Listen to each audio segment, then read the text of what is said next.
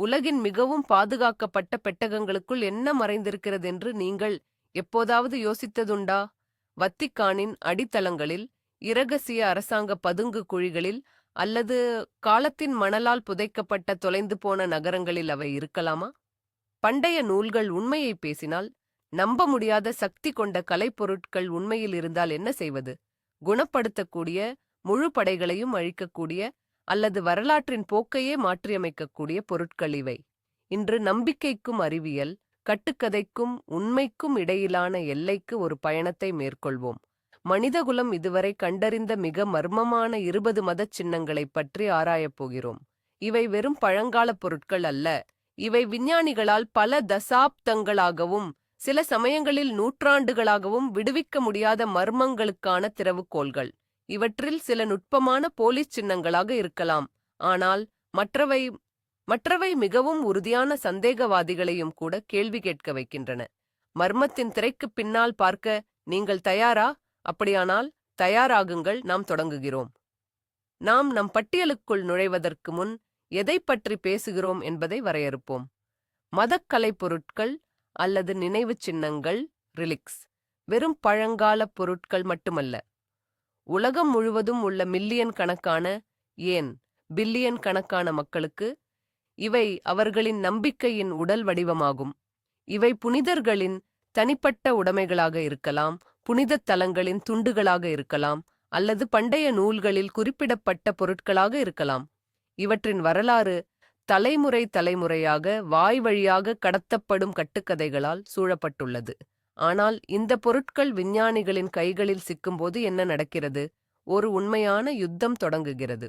ஒருபுறம் ஆதாரம் தேடாத நம்பிக்கை உள்ளது, மறுபுறம் எல்லாவற்றையும் சரிபார்க்க, அளவிட மற்றும் விளக்க முற்படும் குளிர்ந்த அறிவியல் முறை உள்ளது. ரேடியோ கார்பன் பகுப்பாய்வு, ஸ்பெக்ட்ரோஸ்கோபி, மரபணு பரிசோதனை, மிகவும் மேம்பட்ட தொழில்நுட்பங்கள் பயன்படுத்தப்படுகின்றன. இங்கிருந்துதான் மிகவும் சுவாரஸ்யமான பகுதி தொடங்குகிறது. சில சமயங்களில் அது உரிமை கோரப்பட்ட காலத்தை விட பல 100 ஆண்டுகளுக்குப் பிறகு உருவாக்கப்பட்டது என்பதை நிரூபித்து போலியை அறிவியல் எளிதாக அம்பலப்படுத்துகிறது. ஆனால் சில சமயங்களில் பகுப்பாய்வு முடிவுகள் மேலும் மர்மங்களை மட்டுமே சேர்க்கின்றன, ஆராய்ச்சியாளர்களை ஒரு முழுமையான குழப்பத்தில் ஆழ்த்துகின்றன. உலகத்தின் வழக்கமான கட்டமைப்பிற்குள் பொருந்த மறுக்கும் கலைப்பொருட்கள் பற்றிதான் இன்று நாம் பேசப் போகிறோம். மனிதகுல வரலாற்றிலேயே மிகவும் பிரசித்தி பெற்றதும் அனைவரும் தேடும் புராதனப் பொருளுமான உடன்படிக்கை பெட்டியிலிருந்து நமது பயணத்தைத் தொடங்குவோம். வேதாகமத்தின்படி அது சும்மா ஒரு பெட்டி அல்ல. சீனாய் மலையில் மோசேக்கு கடவுள் தனிப்பட்ட முறையில் கொடுத்த வரைபடத்தின்படி உருவாக்கப்பட்ட, கடவுள் வீற்றிருக்கும் நடமாடும் சிம்மாசனமாக அது கருதப்பட்டது. சீத்தி மரத்தால் செய்யப்பட்டு முழுவதுமாக தங்கத்தால் பூசப்பட்ட இந்த பெட்டிக்குள்தான் 10 கட்டளைகள் பொறிக்கப்பட்ட உடன்படிக்கையின் கற்பலகைகள் வைக்கப்பட்டிருந்தன. ஆனால் மிக முக்கியமானது அதன் சக்திதான். பழைய ஏற்பாட்டில் இந்த பெட்டி எப்படி நதிகளை நிறுத்தியது, எரிகோவின் மதில்களைப் போல் நகரத்தின் சுவர்களை இடித்துத் தள்ளியது, மேலும் இஸ்ரவேலரின் எதிரிகளை சாம்பலாக்கியது என்று விவரிக்கப்பட்டுள்ளது. அனுமதிக்கப்படாத ஒருவர் அதைத் தொட்டால் கூட உடனடியாக மரண தண்டனை கிடைக்கும். ஓர் உயரிய சக்தியுடன் தொடர்பு கொள்ளும் சாதனமாகவும் அதே நேரத்தில் ஒரு பேரழிவு ஆயுதமாகவும் செயல்படக்கூடிய ஒரு பொருளை கற்பனை செய்து பாருங்கள். இது ஏதோ அறிவியற் புனைகதையில் வருவதைப் போல தோன்றுகிறதல்லவா? சாலொமோன் ராஜாவால் கட்டப்பட்ட எருசலேம் ஆலயத்தின் மையப்பகுதியாக இந்த பெட்டி விளங்கியது.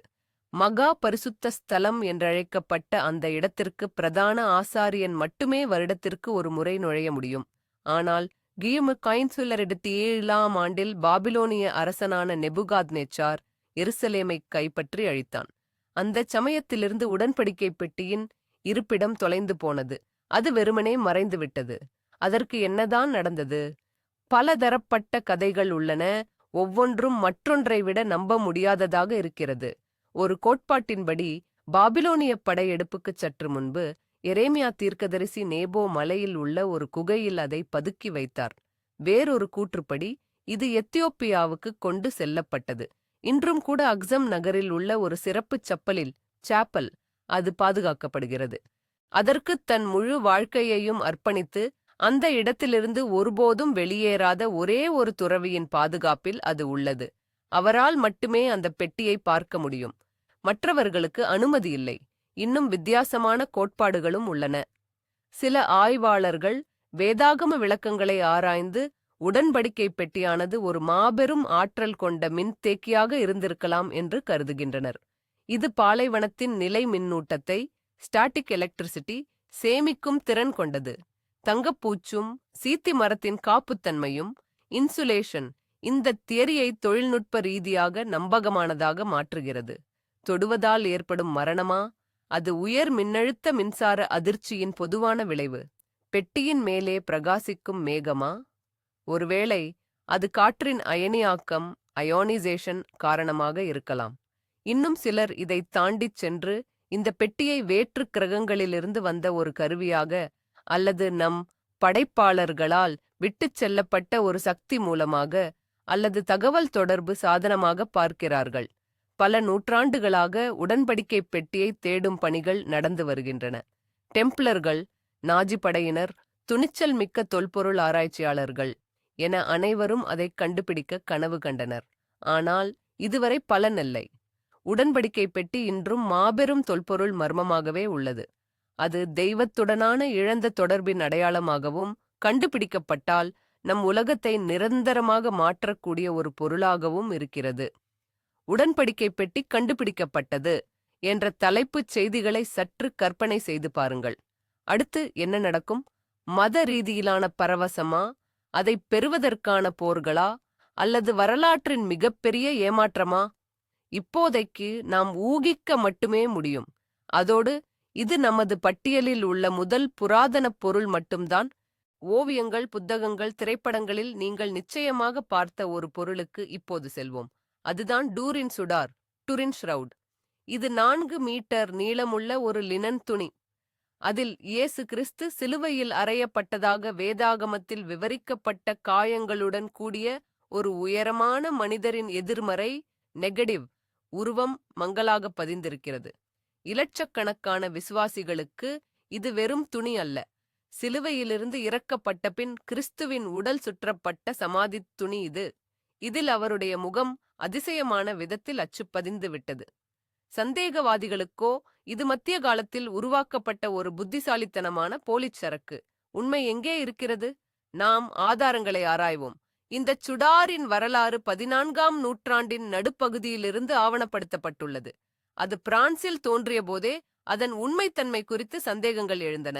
ஆனால் இதில் உண்மையான ஆர்வம் வெடித்தது 1898ஆம் ஆண்டுதான். அமெச்சூர் புகைப்படக் கலைஞர் செகண்டோபியா இந்த நினைவு சின்னத்தை முதலில் புகைப்படம் எடுத்தார். அந்த தகடுகளை அவர் ப்ராசஸ் செய்த போது அதிர்ச்சியடைந்தார்.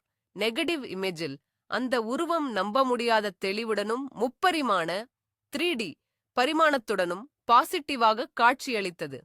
அதாவது அந்த துணியில் உள்ள உருவமே ஒரு சரியான புகைப்பட நெகடிவாக இருந்தது.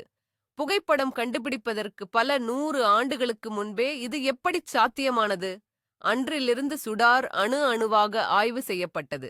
1998ஆம் ஆண்டில் STURP திட்டத்தைச் சேர்ந்த அமெரிக்க விஞ்ஞானிகள் குழுவிற்கு இந்த நினைவு சின்னத்தை அணுகுவதற்கு முன்னெப்போதும் இல்லாத அனுமதி கிடைத்தது. 5 நாட்களுக்கு அவர்கள் எக்ஸ் கதிர்கள், புற ஊதா மற்றும் அகச்சிவப்பு கதிர்கள் மூலம் இதை தாக்கினர். மேலும் மாதிரிகளையும் எடுத்தனர். அவர்களுடைய முடிவுகள் உலகையே திகைக்க வைத்தன. முதலாவது, இது ஒரு ஓவியம் அல்ல. துணியில் வண்ணப்பூச்சு, நிறமிகள் அல்லது தூரிகை தடங்கள் இல்லை. அந்த உருவம் லினன் இழைகளின் மேற்பரப்பில் ஒரு சில மைக்ரான் ஆழத்திற்கு மட்டுமே நிறம் மங்குவதால் உருவாகியுள்ளது. மத்திய காலத்தில் அறியப்பட்ட நுட்பங்களை பயன்படுத்தி இது போன்ற ஒரு உருவத்தை உருவாக்குவது என்பது சாத்தியமற்றது. இரண்டாவதாக, அந்த துணியில் உண்மையான மனித இரத்தம் கண்டறியப்பட்டது. அதுவும் AB இரத்த வகை. இது ஐரோப்பாவில் அரிதானது, ஆனால் மத்திய கிழக்கில் பரவலாக காணப்படுவது. காயமடைந்த உடலுடன் துணி தொடர்பு கொண்டிருந்தால் ஏற்படுவது போல அந்த உடல் உருவம் பதிவதற்கு முன்பே இரத்தக் கரைகள் துணியில் காணப்படுகின்றன. மூன்றாவதாக, அந்த உருவங்களைக் கொண்டு ஆய்வு செய்த நாசா விஞ்ஞானிகள் அதில் முப்பரிமாண தகவல்கள் குறியீடாக்கப்பட்டுள்ளதை கண்டறிந்தனர். ஒரு சிறப்பு பகுப்பாய்வு கருவியின் மூலம் அவர்களால் உடலின் முப்பரிமாண மாதிரியை உருவாக்க முடிந்தது. இது ஒரு சாதாரண புகைப்படம் அல்லது ஓவியத்தால் சாத்தியமற்றது. இவை அற்புதத்திற்கு கிடைத்த ஆதாரங்கள் என்று தோன்றியது. ஆனால் 1958 ஒரு பேரிடி விழுந்தது. வத்திக்கான் ரேடியோ கார்பன் பகுப்பாய்வு கார்பன் டேட்டிங் நடத்த அனுமதி அளித்தது. ஆக்ஸ்போர்டு, சூரிஸ் மற்றும் அரிசோனா ஆகிய 3 சுயாதீன ஆய்வகங்கள் துணியின் சிறிய துண்டுகளை பெற்றன. அவர்களின் முடிவு ஒருமித்ததாகவும் அதிர்ச்சியளிப்பதாகவும் இருந்தது. இந்தச் சுடார் 1960 முதல் 1999 ஆண்டுகளுக்கு இடைப்பட்ட காலத்தில் தயாரிக்கப்பட்டது. அதாவது இது மத்திய காலத்தின் போலிச் சரக்கு. இதோடு விஷயம் முடிந்துவிட்டதா? அப்படியல்ல. அதன் உண்மைத்தன்மையை ஆதரிப்பவர்கள் உடனே பல முரண்பாடுகளை சுட்டிக்காட்டினர். பகுப்பாய்வுக்கான மாதிரி தீ விபத்துகளுக்குப் பிறகு பலமுறை சரி செய்யப்பட்ட சுடாரின் ஓரத்திலிருந்து எடுக்கப்பட்டது. ஒருவேளை விஞ்ஞானிகள் அசல் துணியை அல்ல, மத்திய காலத்தில் ஒட்டப்பட்ட ஒரு ஒட்டுத் துணியை ஆய்வு செய்திருக்கலாம். அதோடு மாதிரிகளைச் சுத்தம் செய்யும் முறைகளும் முடிவுகளை திரித்திருக்க வாய்ப்புள்ளது. மேலும் ஒரு முக்கிய கேள்விக்கு இன்னும் பதிலில்லை. இது போலியானதென்றால் இதை எப்படிச் செய்தார்கள்? அதன் தனித்துவமான பண்புகள் அனைத்தையும் கொண்ட ஒரு சரியான பிரதியை இதுவரை யாராலும் உருவாக்க முடியவில்லை. சூடான சிற்பத்தின் அச்சு முதல் கேமரா ஆப்ஸ்குரா பயன்படுத்தப்பட்ட ஒரு முன் புகைப்படம் வரை பல கோட்பாடுகள் உள்ளன. ஆனால் அவற்றில் எதுவும் அனைத்து நிகழ்வுகளுக்கும் விளக்கமளிப்பதில்லை. டூரின் சுடார் ஒரு தலை சிறந்த புதிர். அது எல்லையின் விளிம்பில் சமநிலையில் இருப்பது போலத் தோன்றுகிறது. உண்மைத்தன்மைக்கு ஆதரவான ஒவ்வொரு உண்மைக்கும் அதற்கு எதிரான ஒரு எதிர்வாதம் உடனடியாக வந்துவிடுகிறது. இது நம்மை தேர்வு செய்ய வைக்கிறது. ஒரு அதிசயத்தை நம்புவதா அல்லது தன் காலத்தை விட பல 100 ஆண்டுகள் முன்னேறிய ஒரு புத்திசாலித்தனமான மத்திய கால மோசடிக்காரனை நம்புவதா? ஒருவேளை உண்மை இந்த இரண்டிற்கும் நடுவில் இருக்கலாமா? உடன்படிக்கை பெட்டி சக்தியின் அடையாளம் என்றால் துணி, ஷெரவுட். சாட்சியின் ஆதாரம் என்றால் அடுத்து நாம் பார்க்கப் போகும் கலைப்பொருள் நித்திய ஜீவனுக்கும் ஆன்மீகத் தேடலுக்கும் அடையாளமாக உள்ளது. அதுவே பரிசுத்த கிரால்.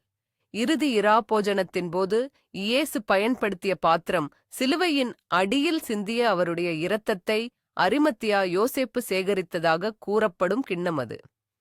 வெகுஜனக் கலாச்சாரத்தில் கிரால் என்பது சாகாவரம், குணப்படுத்துதல் மற்றும் அளவற்ற செழிப்பு ஆகியவற்றை வழங்கும் ஒரு மாயாஜாலக் கலசமாக சித்தரிக்கப்படுகிறது. ஆனால் அதன் உண்மையான வடிவம் என்ன? அது நிஜமாகவே இருந்ததா? ஆச்சரியமாக, இந்த கிண்ணத்தின் சிறப்பு அந்தஸ்து பற்றி பைபிளில் எந்த வார்த்தையும் இல்லை. அது ஒரு சாதாரண பாத்திரமாகவே குறிப்பிடப்படுகிறது. கிரால் வழிபாடு பல காலங்களுக்குப் பிறகு மத்திய காலத்தில்தான் வீர சாகசக் கதைகள் மூலம் தோன்றியது.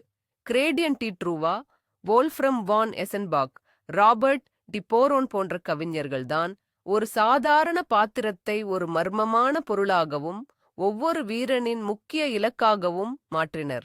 ஆர்தர் மன்னர் மற்றும் வட்டமேசை வீரர்கள் கிராலை தேடி புறப்பட்ட கதைகள் ஐரோப்பா முழுவதையும் கவர்ந்தன. கிரால் என்பது உயர்ந்த ஆன்மீக இலக்கு, தூய்மை மற்றும் தியாகத்தின் அடையாளமாக மாறியது. ஆனால் அதை எங்கே தேடுவது? இங்கிருந்துதான் மிகவும் சுவாரஸ்யமான பகுதி தொடங்குகிறது. உலகம் முழுவதும் உள்ள டஜன் கணக்கான, ஏன் நூற்றுக்கணக்கான தேவாலயங்களும் பேராலயங்களும் அந்த கிண்ணம் தங்களிடம்தான் இருப்பதாக இன்றும் உரிமை கொண்டாடுகின்றன. மிகவும் பிரபலமான உரிமைகோரல்களில் ஒன்று ஸ்பெயினில் உள்ள வாலென்சியா பேராலயத்தில் உள்ளது. இது கருமை நிற அகேட் கல்லாலான சிறிய கிண்ணம். இது தங்கம் மற்றும் விலைமதிப்பற்ற கற்களால் ஆன நேர்த்தியான அடித்தளத்தில் வைக்கப்பட்டுள்ளது. தொல்பொருள் ஆய்வுகள் இந்த கிண்ணம் உண்மையில் 4ஆம் நூற்றாண்டுக்கும் கிபி முதல் நூற்றாண்டுக்கும் இடையில் மத்திய கிழக்கில் தயாரிக்கப்பட்டிருக்கலாம் என்று காட்டுகிறது. அதாவது தத்துவார்த்த ரீதியாக பார்த்தால் இறுதி இராப்போஜனத்தின் போது இது மேஜையில் இருந்திருக்கலாம். போப் ஆண்டவர் பலமுறை இந்த கிண்ணத்தை திருப்பலி சடங்கின் போது பயன்படுத்தியிருக்கிறார். இது விசுவாசிகளின் பார்வையில் இதற்கு ஒரு சிறப்பான மதிப்பை கொடுக்கிறது. மற்றொரு பிரபலமான போட்டியாளர் பச்சை கண்ணாடியால் செய்யப்பட்ட ஜெனோவாவின் பரிசுத்த கிண்ணம். இது நீண்ட காலமாக ஒற்றை மரகதக்கல்லில் செதுக்கப்பட்டது என்று நம்பப்பட்டது. நியூயார்க்கில் உள்ள மெட்ரோபொலிட்டன் அருங்காட்சியகத்தில் வைக்கப்பட்டுள்ள அந்தியோக்கிய கலசம், ஆன்டியோக் சலிஸ், என்றும் ஒன்று உள்ளது. இது ஒரு சாதாரண வெள்ளிக் கிண்ணம். ஆனால் செல்வச் செழிப்புடன் அலங்கரிக்கப்பட்ட தங்கமுல்லாம் பூசிய உறையில் வைக்கப்பட்டுள்ளது. ஆனால் பல ஆய்வாளர்கள் ஒரு பௌதீகப் பொருளை தேடுவது தவறு என்று நம்புகிறார்கள். அவர்கள் கிரால் என்பது கிண்ணம் அல்ல, ஒரு உருவகம் மெட்டஃபார் என்று வாதிடுகிறார்கள். உதாரணமாக புனித இரத்தம் மற்றும் புனித Grail, Holy Blood and Holy Grail, மற்றும் நிச்சயமாக டான் பிரவுனின் தி டா வின்சி கோட் போன்ற புத்தகங்களில் ஒரு கோட்பாடு பிரபலப்படுத்தப்பட்டுள்ளது. சாங் ரியல் சங்ரால் என்பதை புனித கிரால் என்று படிக்காமல் சாங் ராயல் சங் ராயல், அதாவது அரச இரத்தம் என்று படிக்க வேண்டும். இந்த கோட்பாட்டின்படி கிரால் என்பது ஒரு பொருள் அல்ல, அது ஒரு வம்சாவளி. இயேசு கிறிஸ்து மற்றும் மகதலேனா மரியாள் ஆகியோரின் சந்ததியினரின் பரம்பரை. இது பிரையரி ஆஃப் சியோன் போன்ற இரகசிய சமூகங்களின் பாதுகாப்பில் இன்று வரை இரகசியமாக வாழ்ந்து வருவதாக கூறப்படுகிறது. கத்தோலிக்க திருச்சபை நிச்சயமாக இந்த கோட்பாட்டை மதவெறி என்று கருதுகிறது. ஆனால் ஒரு பௌதீக கிண்ணத்தை தேடியது ஏன் தோல்வியடைந்தது என்பதை இது விளக்குகிறது. ஒருவேளை அந்த வீரர்கள் ஒரு பொருளை தேடாமல் ஒரு வாரிசை தேடினார்களோ? இந்த கண்ணோட்டம் ஒட்டுமொத்த வரலாற்றையும் ஒரு பரபரப்பான துப்பறியும் கதையாக மாற்றுகிறது. அதில் ஒரு நினைவுச் சின்னம் மட்டுமல்ல, கிறிஸ்தவ விசுவாசத்தின் அடித்தளங்களே பணயம் வைக்கப்படுகின்றன. பரிசுத்த கிரால் ஒரு கலைப்பொருளை விட மேலானது. அது ஒரு சிந்தனை, நம் ஆன்மீக தாகத்தை தணிக்கக்கூடிய, நம் காயங்களை ஆற்றக்கூடிய மற்றும் இருத்தலின் முக்கிய கேள்விகளுக்கு பதில்களை வழங்கக்கூடிய ஒன்று உலகில் எங்கோ இருக்கிறது என்ற சிந்தனை அது. ஒருவேளை அதனால்தான் அது இதுவரை கண்டுபிடிக்கப்படவில்லை. ஏனென்றால் உண்மையான கிராலை ஒவ்வொருவரும் தனக்குள்ளேயே கண்டுபிடிக்க வேண்டும். கருணையின் சின்னத்திலிருந்து அதிகாரத்தின் மற்றும் ஆற்றலின் சின்னத்துக்கு வருவோம். அதுதான் விதியின் ஈட்டி, ஸ்பியர் ஆஃப் டெஸ்டினி, அல்லது லாங்கினஸின் ஈட்டி, லான்ஸ் ஆஃப் லாங்கினஸ் என்று அழைக்கப்படுகிறது. யோவான் நற்செய்தியின்படி சிலுவையில் அறையப்பட்டிருந்த இயேசு மரித்துவிட்டார் என்பதை உறுதிப்படுத்த ரோமப்படை தளபதி சென்டூரியன் காய் காசியஸ் லாங்கினஸ் இந்த ஈட்டியால் தான் அவருடைய விலாப்பக்கத்தில் குத்தினார். அந்த சமயத்தில் காயத்திலிருந்து வழிந்து ஈட்டியின் மீது தெளித்த உதிரமும் நீரும் நம்ப முடியாத ஒரு மாய சக்தியை அதற்கு அளித்தது என தொன்மங்கள் கூறுகின்றன.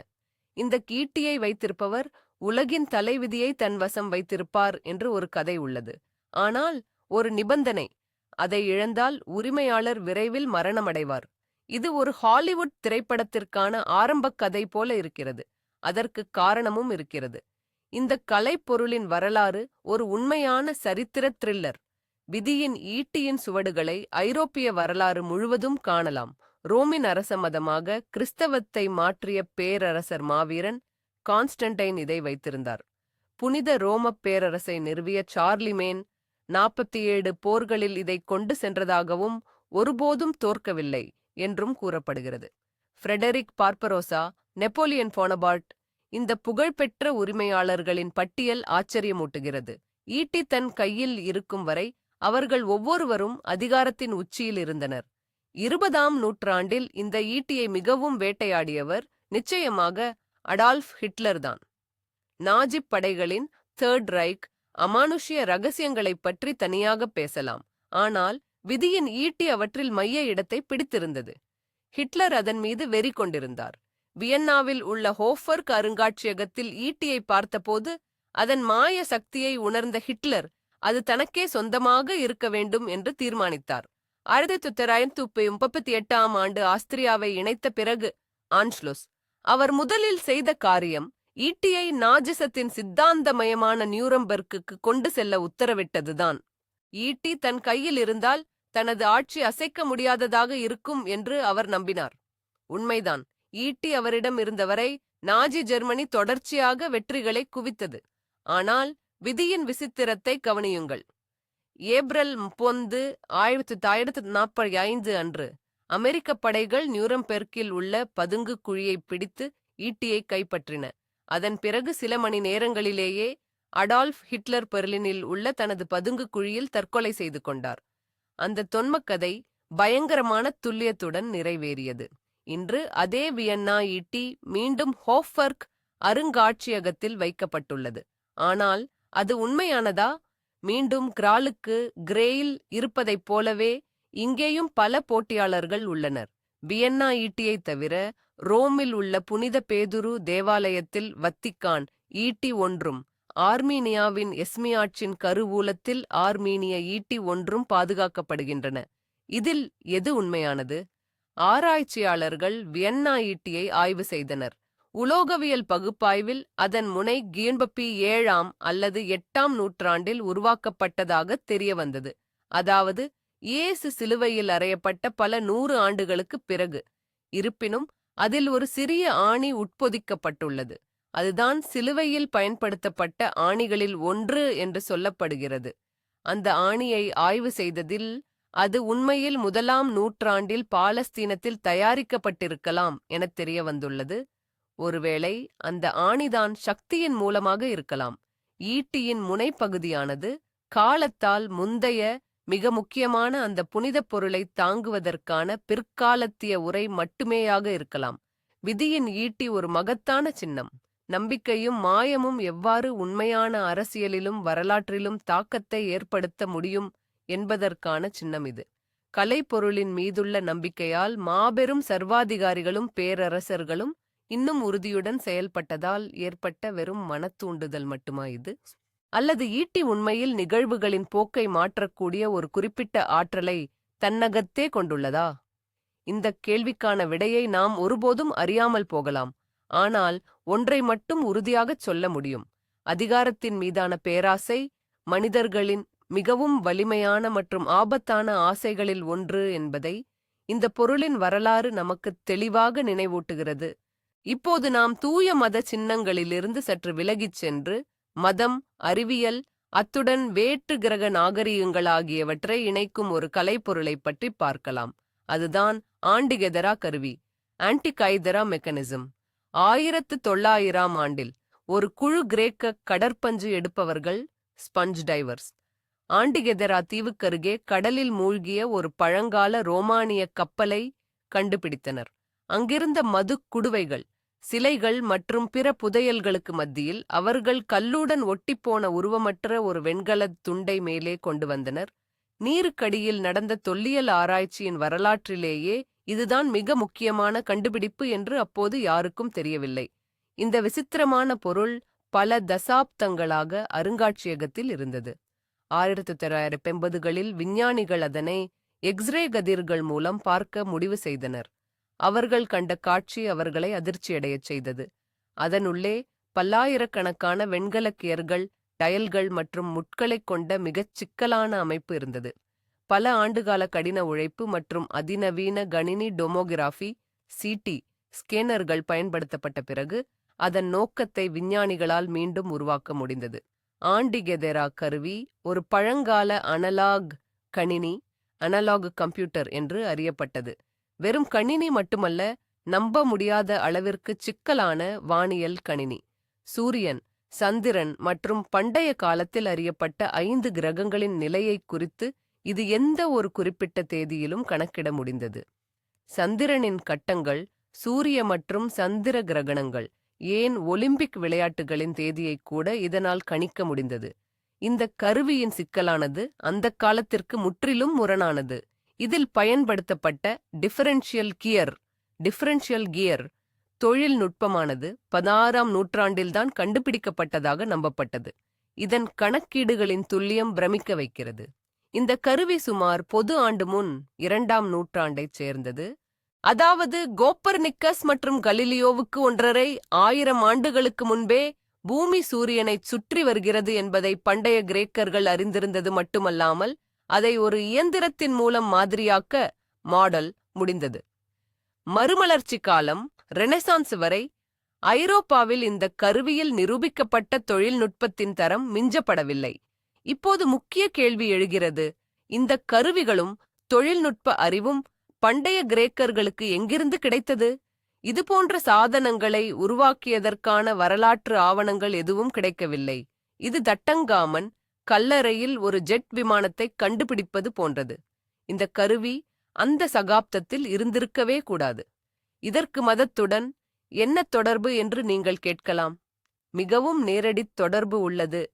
பண்டைய உலகில் வானவியலும் மதமும் பிரிக்க முடியாதவை. வானியல் பொருட்களின் இயக்கம் கடவுளின் விருப்பத்தின் வெளிப்பாடாக கருதப்பட்டது. கிரகணங்கள் அல்லது கிரகங்களின் நிலைகளை கணிக்க முடிவது பூசாரிகளுக்கு மகத்தான அதிகாரத்தை கொடுத்தது. கடவுளின் விருப்பத்தை அறிவிக்கவும் சடங்குகள் மற்றும் திருவிழாக்களுக்கான தேதிகளை நிர்ணயிக்கவும் அவர்களால் முடிந்தது. ஆண்டிகெதரா கருவி ஒரு வெறும் அறிவியல் சாதனம் அல்ல, அது கடவுளுடன் தொடர்பு கொள்வதற்கான ஒரு கருவி, அவர்களால் நிறுவப்பட்ட பிரபஞ்ச ஒழுங்கை புரிந்து கொள்வதற்கான ஒரு சாதனம். இது எதிர்காலத்தை பார்க்கவும் சகுனங்களை கணிக்கவும் உதவியது.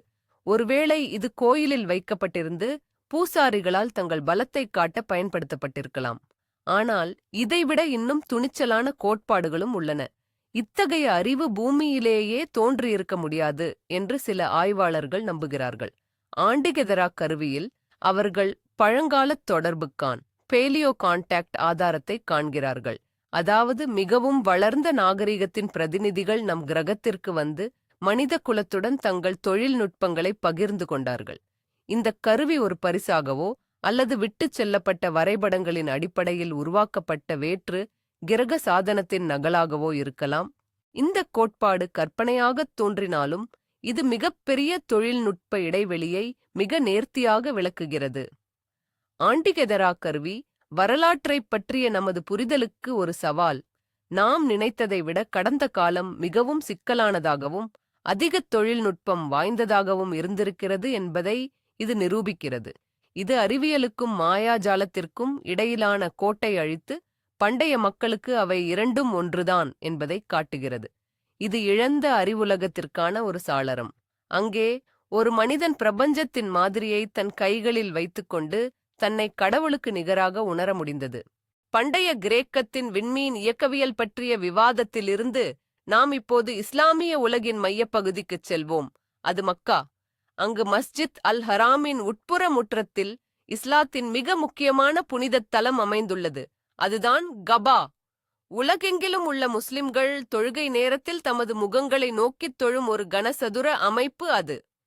இந்த கபாவின் கிழக்கு மூலையில் அதைவிட பெரிய மர்மம் சூழ்ந்த ஒரு பொருள் பதிக்கப்பட்டுள்ளது.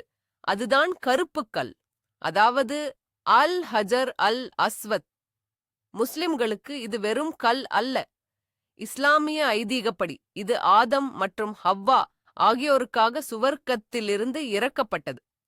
ஆரம்பத்தில் பால் போல வெண்மையாக பிரகாசமாக இருந்த இந்த கல் காலப்போக்கில் மனித குலத்தின் பாவங்களையெல்லாம் தனக்குள் உறிஞ்சியதால் கருத்துவிட்டதாம். முகமது நபி அவர்கள் கபாவின் புனரமைப்பின் போது இந்த கல்லை அதன் தற்போதைய இடத்தில் நிறுவி அதன் வரலாற்றில் ஒரு முக்கிய பங்கை வகித்தார்கள். ஹஜ் யாத்திரையின் போது விசுவாசிகள் கபாவை 7 முறை சுற்றி வர முயற்சிப்பார்கள். முடிந்தால் இந்த கருப்பு கல்லை முத்தமிடவோ அல்லது குறைந்தது தொட்டுவிடவோ விரும்புவார்கள். இந்த சடங்கு இறைவனுடனான உடன்படிக்கையை புதுப்பிப்பதை குறிக்கிறது. ஆனால் அறிவியல் பார்வையில் இந்த கல்லின் உண்மையான வடிவம் என்ன? இங்குதான் சுவாரஸ்யமான மர்மம் தொடங்குகிறது. ஏனென்றால் இதன் சரியான தோற்றம் யாருக்கும் தெரியாது. மத நம்பிக்கைகள் காரணமாக இந்த கல்லை முழுமையாக அறிவியல் ஆய்வுக்கு உட்படுத்துவது சாத்தியமில்லை. ஒரு சிறு பகுதியை கூட பிரித்தெடுத்து ஆய்வு செய்ய முடியாத அளவுக்கு இது மிகவும் புனிதமானது. வெளிப்புற பார்வை, வரலாற்றுப் பதிவுகள் மற்றும் மறைமுக தகவல்கள் மூலமாகவே நாம் அறிந்த அனைத்தும். இந்த கல் சுமார் 30 சென்டிமீட்டர் விட்டமுள்ள நீள்வட்ட வடிவத்தை கொண்டுள்ளது. இலட்சக்கணக்கான தொடுதல்களால் இது பளபளப்பாக தேய்ந்து போயுள்ளது. உண்மையில் இது ஒரே கல்லால் ஆனதல்ல. இது பல துண்டுகள் ஒன்று சேர்க்கப்பட்டு ஒரு வெள்ளிச்சட்டத்திற்குள் வைக்கப்பட்டுள்ளது. வரலாற்றின் கொந்தளிப்பான காலங்களில் திருட்டு, உடைப்பு மற்றும் தீ விபத்துகள் போன்ற பாதிப்புகளால் கல் சிதைந்ததன் விளைவே இது. இதன் பிரதான மர்மம் அதன் மூலம்தான். மிகவும் பிரபலமான அறிவியல் அனுமானம் என்னவென்றால் இது ஒரு விண்கலாகும். இது விண்ணுலகில் இருந்து வந்தது என்ற இஸ்லாமிய மரபு கதைக்கு மிகவும் ஒத்துப்போகிறது. விண்கற்கள் பன்னெடுங்காலமாகவே பல கலாச்சாரங்களில் கடவுளின் தூதர்களாக பார்க்கப்படுகின்றன. மேலும் இந்த கல் தண்ணீரில் மிதக்கும் தன்மை கொண்டது என்றும் சில குறிப்புகள் சொல்கின்றன. இது சில வகை விண்கற்கள் அல்லது எரிமலை கற்களின் பண்பாகும். இந்த கல்லின் தன்மைக்கு ஒத்த பாறைகள் மக்காவைச் சுற்றியுள்ள நூற்றுக்கணக்கான கிலோமீட்டர் தூரத்தில் இல்லை என்றும் புவியியல் வல்லுநர்கள் சுட்டிக்காட்டுகின்றனர். இதுவும் அதன் வெளியிலிருந்து வந்து அல்லது இப்பகுதிக்கு அந்நியமான தோற்றத்தை உறுதிப்படுத்துகிறது. இது அக்கேட் கல், பசால்ட் அல்லது ஒரு பெரிய விண்கல் பாலைவனத்தில் விழுந்ததால் உருவான அதிர்வு கண்ணாடித் துண்டாக இருக்கலாம் என்றும் வேறு சில ஆய்வாளர்கள் கருதுகின்றனர். இன்னும் ஒரு சுவாரஸ்யமான தகவலும் உண்டு. இஸ்லாமியத்திற்கு முந்தைய அரேபியாவில் தெய்வங்கள் உறைந்திருப்பதாக நம்பப்பட்ட பெட்டில்ஸ் எனப்படும் கற்களை வணங்குவது பரவலாக இருந்தது. முஹம்மது நபி அவர்கள் இந்த கருப்புக் கல்லை ஞானத்துடனும் புத்திசாலித்தனத்துடனும் புதிய ஏகத்துவ மதத்தில் ஒருங்கிணைத்து அதன் அர்த்தத்தை மாற்றியமைத்திருக்கலாம். ஏற்கனவே பழக்கமான ஒரு குறியீட்டைச் சுற்றி எதிரிகளாக இருந்த பழங்குடியினரை ஒன்றிணைக்க இது உதவியிருக்கலாம். காபாவின் கருப்புக்கல் என்பது ஒரு பொருள் ஒரே நேரத்தில் இரண்டு யதார்த்தங்களில் இருக்கும் தனித்துவமான உதாரணம்.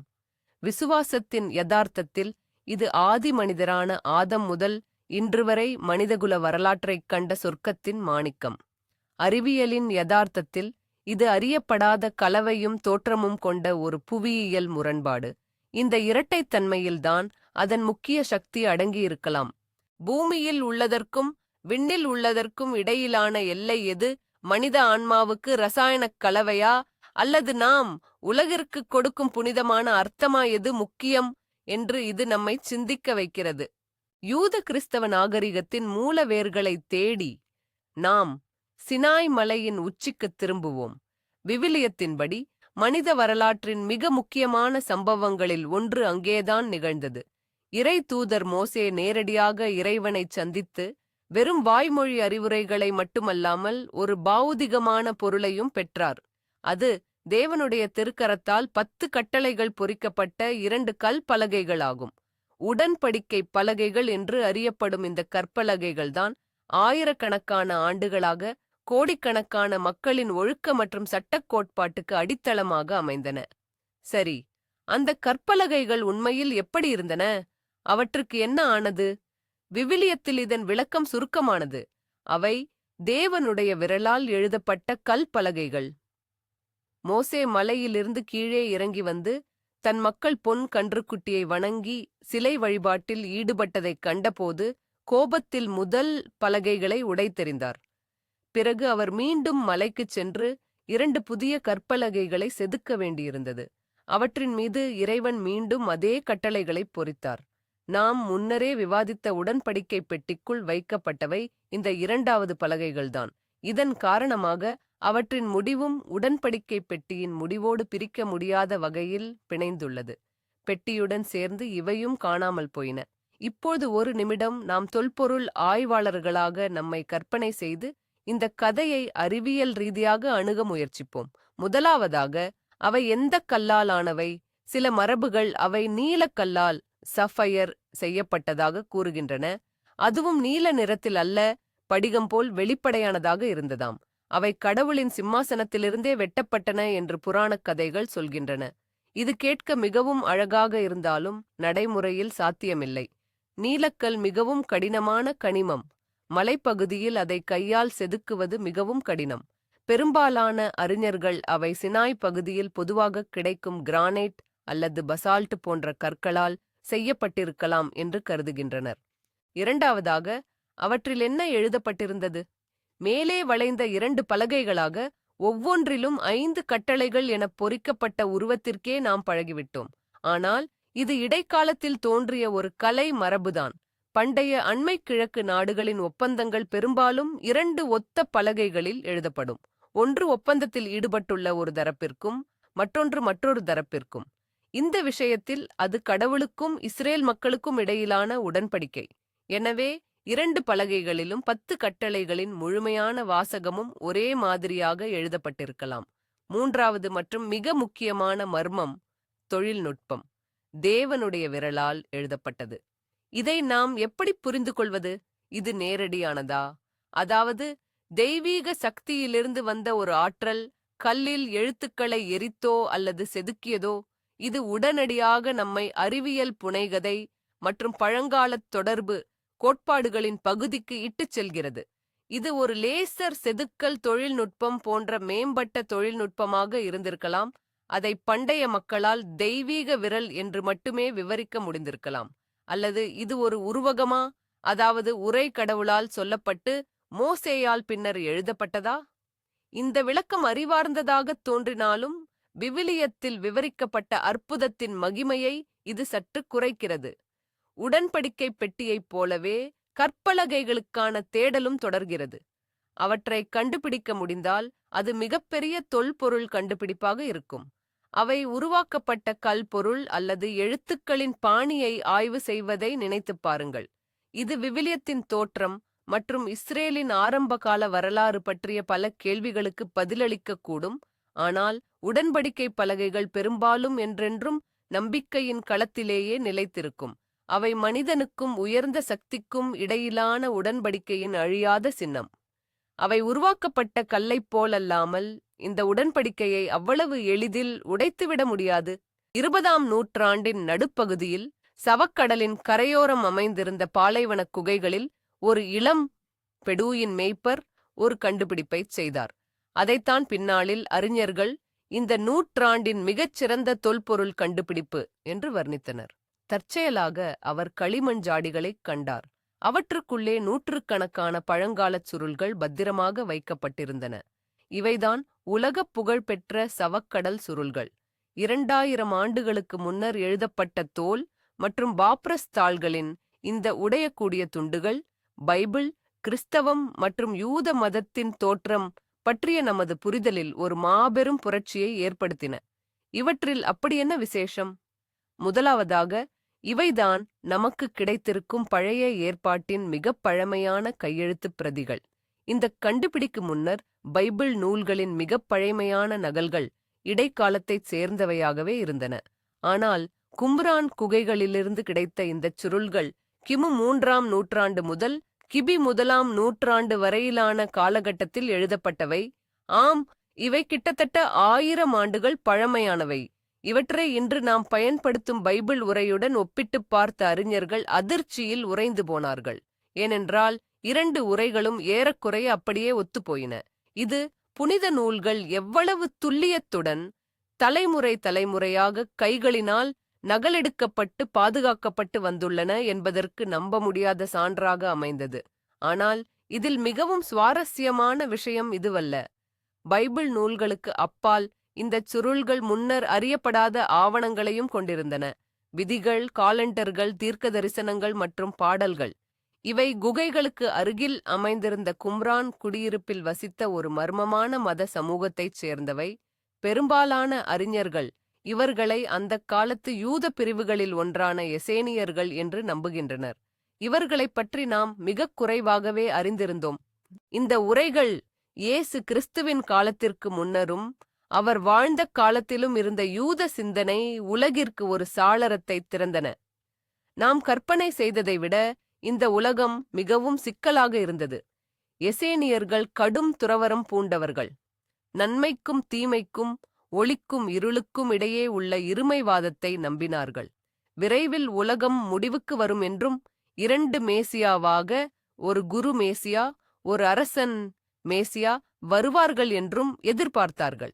இவர்களுடைய பல கருத்துக்களும் வாக்கிய அமைப்புகளும் புதிய ஏற்பாட்டில் நாம் வாசிப்பவற்றுடன் வியக்கத்தக்க வகையில் ஒத்துப்போகின்றன. உதாரணமாக, இவர்களுடைய தலைவர் நீதியின் ஆசிரியர் என்று அழைக்கப்பட்டார். அவர் துன்புறுத்தப்பட்டு ஒருவேளை தனது எதிரிகளால் கொல்லப்பட்டிருக்கலாம். இதனால் யோவான் ஸ்நானகர் எசேனியராக இருந்திருக்கலாமா? அல்லது இயேசுவே இந்த குழுவுடன் தொடர்பு கொண்டிருந்தாரா? போன்ற கேள்விகள் சில ஆய்வாளர்களிடையே எழுந்தன. இந்த கேள்விகள் கடுமையான விவாதங்களை மூட்டின. சுருள்களின் வெளியீடும் மொழிபெயர்ப்பும் பல தசாப்தங்களாக தாமதமானதால் ஏராளமான சதி கோட்பாடுகள் எழுந்தன. கிறிஸ்தவத்தின் அடித்தளத்தையே அசைக்கும் சுருள்கள் சிலவற்றை வாடிகன் வேண்டுமென்றே பொதுமக்களிடம் இருந்து மறைப்பதாக பேசப்பட்டது. உதாரணத்துக்கு, இயேசுவை சாதாரணமாக ஒரு ஆசிரியராக மட்டும் குறிப்பிடும் அல்லது அவருக்கு திருமணம் நடந்திருப்பதாக விவரிக்கும் சுருள்கள் கிடைத்தால் அது கிறிஸ்தவத்தின் அஸ்திவாரத்தை பலவீனப்படுத்தும் என்று கூறப்பட்டது. உண்மையில் இந்த தாமதத்திற்கான காரணம் பல்லாயிரக்கணக்கான சிறு துண்டுகளை ஒரு மாபெரும் புதிரை போல கவனத்துடன் ஒன்று சேர்க்கும் கடினமான வேலைதான். கிறிஸ்தவத்தை அழிக்கும் எந்த ஒரு வெடிகுண்டும் இந்த சுருள்களில் இதுவரை கண்டுபிடிக்கப்படவில்லை. இயேசுவின் பெயர் எங்குமே குறிப்பிடப்படவில்லை. இருப்பினும் இவை இன்றும் ஒரு மர்மமாகவே இருக்கின்றன. இவற்றை எழுதியது யார்? உண்மையில் அவை எசேனியர்கள்தானா, அல்லது எருசலேம் கோவில் அழிக்கப்படுவதற்கு முன் அங்கிருந்து கொண்டுவரப்பட்ட நூலகமா? அவற்றில் காணப்பட்ட மறைக்குறியீட்டு உரைகள் என்ன சொல்கின்றன? இதில் மிகப்பெரிய மர்மம் என்னவென்றால் அது செம்புச் சுருள். மற்றவற்றைப் போல இது தோலில் எழுதப்படாமல் மெல்லிய செப்புத் தகட்டில் செதுக்கப்பட்டுள்ளது. இது மத நூல்களைக் கொண்டிருக்கவில்லை. மாறாக எண்ணற்ற புதையல்கள், டன் கணக்கான தங்கம் மற்றும் வெள்ளி மறைத்து வைக்கப்பட்டிருக்கும் 64 இடங்களின் பட்டியலைக் கொண்டுள்ளது. இது ரோமானியர்களிடமிருந்து மறைக்கப்பட்ட எருசலேம் கோவில் கருவூலத்தின் உண்மையான வரைபடமா, அல்லது வெறும் இலக்கிய புனைகதையா? இந்தச் சுருளில் குறிப்பிடப்பட்ட புதையல்களில் எதுவும் இதுவரை கண்டுபிடிக்கப்படவில்லை. சவக்கடல் சுருள்கள் ஒரு மாயமான கலைப்பொருள் என்பதை விட அறிவு சார்ந்த ஒன்று. அவற்றின் மர்மம் அவற்றின் இயற்கைக்கு அப்பாற்பட்ட பண்புகளில் இல்லை, மாறாக நமது வரலாறு, நம்பிக்கை மற்றும் நம் சிந்தனைகளின் தோற்றம் குறித்து அவை நம்மிடம் எழுப்பும் கேள்விகளில்தான் இருக்கிறது. இப்போ நாம தொன்மையான மதம், அறிவியல் புனைகதை, வெளிப்படையான அமானுஷ்யம் என மூன்றுக்கும் நடுவே ஊசலாடும் சில அற்புதப் பொருட்களைப் பற்றி பேசப் போகிறோம். அவைதான் பளிங்குக் கற்களால் ஆன மண்டை ஓடுகள், கிறிஸ்டல் ஸ்கல்ஸ். இவை ஒளி ஊடுருவும் அல்லது புகைத்தன்மையுள்ள குவார்ட்ஸ் கற்களின் ஒற்றைத் துண்டிலிருந்து செதுக்கப்பட்ட மனித மண்டை ஓட்டின் மாதிரிகள். இவற்றின் பிறப்பிடம் ஒரு மாபெரும் மர்மமாகவே உள்ளது. இவற்றுடன் தொடர்புடையதாக நம்பப்படும் சக்திகள் கற்பனைக்கு எட்டாதவை.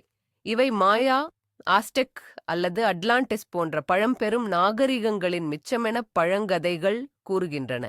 மொத்தம் 13 பழமையான மண்டை ஓடுகள் இருக்கின்றனவாம். அவை அனைத்தும் ஒன்றாகச் சேரும்போது பிரபஞ்சத்தைப் பற்றிய மகத்தான அறிவை மனிதகுலத்திற்கு வெளிப்படுத்தும். உலக அழிவைத் தடுக்கும் அல்லது சில சமயங்களில் அதை தூண்டிவிடும் என்றும் நம்பப்படுகிறது. இந்த மறைஞானிகள் என்ன சொல்கிறார்கள் என்றால், இந்த மண்டை ஓடுகள் மனிதகுலத்தின் வரலாற்றை முழுவதுமாகச் சேமித்து வைத்திருக்கும் ஒரு வகையான விண்வெளி கணினிகள் போன்றவை. இவை குணப்படுத்தும் சக்தி கொண்டவை, தரிசனங்களை தூண்டக்கூடியவை, மேலும் தங்கள் உரிமையாளர்களுடன் மனதளவில் டெலபாத்தி பேசும் திறன் கொண்டவை என்கின்றனர். கேட்பதற்கே ஆச்சரியமாக இருக்கிறதல்லவா? இவற்றில் மிகவும் பிரபலமானவை மிட்செல் ஹெட்ஜஸ் மண்டை ஓடு அல்லது விதியின் மண்டை ஓடு என்று அழைக்கப்படுகிறது. பிரிட்டிஷ் சாகசக்காரர் ஒருவரின் வளர்ப்பு மகள் அன்னா மிட்செல் ஹெட்ஜஸ் என்பவர் 1954 ஆண்டில் பெலிஸில் உள்ள லூபாண்டன் மாயா நகரத்தை அகழ்வாராய்ச்சி செய்தபோது இதைக் கண்டுபிடித்ததாக கதை சொல்கிறது. இந்த மண்டை ஓடு தூய்மையான மலைப்படிகத்தால் ராக் கிறிஸ்டல் ஆனது. கழற்றி மாட்டக்கூடிய தாடை உட்பட இதன் உடற்கூறியல் கிட்டத்தட்ட சரியானது. இதன் ஒளியியல் பண்புகள் வியக்க வைக்கின்றன. மண்டை ஓட்டின் அடிப்பகுதி வழியாக நுழையும் ஒளி கண்களில் குவிந்து அவற்றை பிரகாசிக்க வைக்கிறது. பின்னால் ஒரு மெழுகுவர்த்தியை வைத்தால் கண்களில் முழு அறையின் உருவமே பிரதிபலிக்கும். ஆனால் இங்கேதான் ஒரு சிக்கல் வருகிறது. பிரிட்டிஷ் அருங்காட்சியகம் மற்றும் ஸ்மித்சோனியன் நிறுவனத்தைச் சேர்ந்த விஞ்ஞானிகள் இந்த கவர்ச்சியான கதையை நவீன தொழில்நுட்பங்களை பயன்படுத்தி சோதித்தபோது இந்த மாயாஜாலம் உடையத் தொடங்கியது. எலக்ட்ரான் நுண்ணோக்கிகள், எலக்ட்ரானிக் மைக்ரோஸ்கோப்ஸ், மிட்செல் ஹெட்ஜஸ் மண்டை ஓடு மற்றும் பிற பிரபலமான மண்டை ஓடுகளில் பிரிட்டிஷ் மற்றும் பாரிஸ் மண்டை ஓடுகள் போன்றவை நவீன கருவிகளால் செயலாக்கப்பட்டதற்கான நுண்ணிய தடயங்களைக் காட்டின. குறிப்பாக வைரத் தூள் பூசப்பட்ட அதிவேகச் சுழலும் வெட்டுக் கருவிகள் மற்றும் அரவைச் சக்கரங்களால் கிரைண்டிங் வீல்ஸ் உருவாக்கப்பட்ட தடயங்கள் இருந்தன. மாயா மற்றும் அஸ்டெக் நாகரிகங்களிடம் இதுபோன்ற தொழில்நுட்பங்கள் இருந்திருக்க வாய்ப்பே இல்லை. அவர்கள் மணலைக் கொண்டு நூற்றுக்கணக்கான ஆண்டுகள் தொடர்ந்து கைவினை பூச்சு செய்திருந்தால் அத்தகைய மண்டை ஓட்டை உருவாக்க வாய்ப்பு இருந்திருக்கலாம். ஆனால் நடைமுறையில் அது சாத்தியமில்லை. மேலும் பத்திரிகையாளர்கள் மற்றும் வரலாற்றாசிரியர்களின் விசாரணைகள் இந்த கண்டுபிடிப்புக் கதை முழுக்க முழுக்க ஃப்ரெடரிக் மிட்செல் ஹெட்ஜஸால் தனக்கு விளம்பரம் தேடும் நோக்கில் புனையப்பட்டது என்று காட்டின. அவர் 1941 ஆண்டில் சாத்ஃபிஸ் சொத்தபீஸ் ஏலத்தின் மூலம் இதை வாங்கியிருக்கவே வாய்ப்பு அதிகம். அந்தப் பொருள் கொலம்பஸுக்கு முந்தைய காலத்து தொல்பொருட்கள் மீது மோகம் ஏற்பட்டிருந்த 19ஆம் நூற்றாண்டில் பிரான்ஸ் அல்லது ஜெர்மனியில் உருவாக்கப்பட்டிருக்கலாம் என்றும் கருதப்படுகிறது. எனவே அறியப்பட்ட பெரிய படிக மண்டை ஓடுகள் அனைத்தும் 19ஆம் நூற்றாண்டைச் சேர்ந்த போலிப் பொருட்களே. அப்படியானால் இவற்றைச் சுற்றியுள்ள அனைத்து அமானுஷ்யக் கதைகளும் வெறும் ஏமாற்றா? இல்லை, முற்றிலும் இல்லை. முதலாவதாக, இவ்வளவு துல்லியமான பொருளை உருவாக்குவது 19ஆம் நூற்றாண்டில் செய்யப்பட்டிருந்தாலும் அது ஒரு கலைப்படைப்பின் சிறந்த சாதனையே. இரண்டாவதாக, இவை போலியானவையாக இருந்தாலும் அவை தங்களுக்கு என்று ஒரு புராணக் கதையை உருவாக்கிவிட்டன. புதிய கால இயக்கத்தின் நியூ ஏஜ் மூவ்மெண்ட் சக்தி வாய்ந்த சின்னங்களாக மாறிவிட்டன. ஆயிரக்கணக்கான மக்கள் அவற்றின் சக்தியை நம்புகிறார்கள், அதனுடன் தியானம் செய்கிறார்கள், அதன் மூலம் ஆற்றலையும் அறிவையும் பெறுவதாகச் சொல்கிறார்கள். ஒரு நவீன கட்டுக்கதை நம் கண்முன்னே எப்படி பிறக்கிறது என்பதற்கு இது ஒரு தெளிவான உதாரணம். ஒரு தொல்பொருள் சக்தி வாய்ந்ததாக இருக்க அது பழமையானதாக இருக்க வேண்டிய அவசியமில்லை. சில சமயங்களில் மக்கள் அதன் மீது வைக்கும் நம்பிக்கையும் அதற்காக அளிக்கும் ஆற்றலும் தான் அதன் சக்தியாக அமைகின்றது. இந்த பளிங்குக் கற்களாலான மண்டை ஓடுகள் ஒரு தொல்லியல் மர்மத்தை விட உளவியல் மர்மமாகவே உள்ளன. அவை மனிதனின் முடிவற்ற இரகசியங்களுக்கான தேடலையும் மறைக்கப்பட்ட அறிவை கண்டுபிடிப்பதற்கான ஆர்வத்தையும் இந்த பிரபஞ்சத்தின் எல்லா இரகசியங்களையும் திறக்கக்கூடிய ஒரு திறவுகோல் எங்கோ இருக்கிறது என்ற ஆழ்ந்த நம்பிக்கையையும் காட்டுகின்றன. புதிய உலகின் மர்மமான மண்டை ஓடுகளிலிருந்து கிறிஸ்தவத்தின் மிக உன்னதமான புனித நினைவுச் சின்னங்களுக்கு திரும்புவோம்.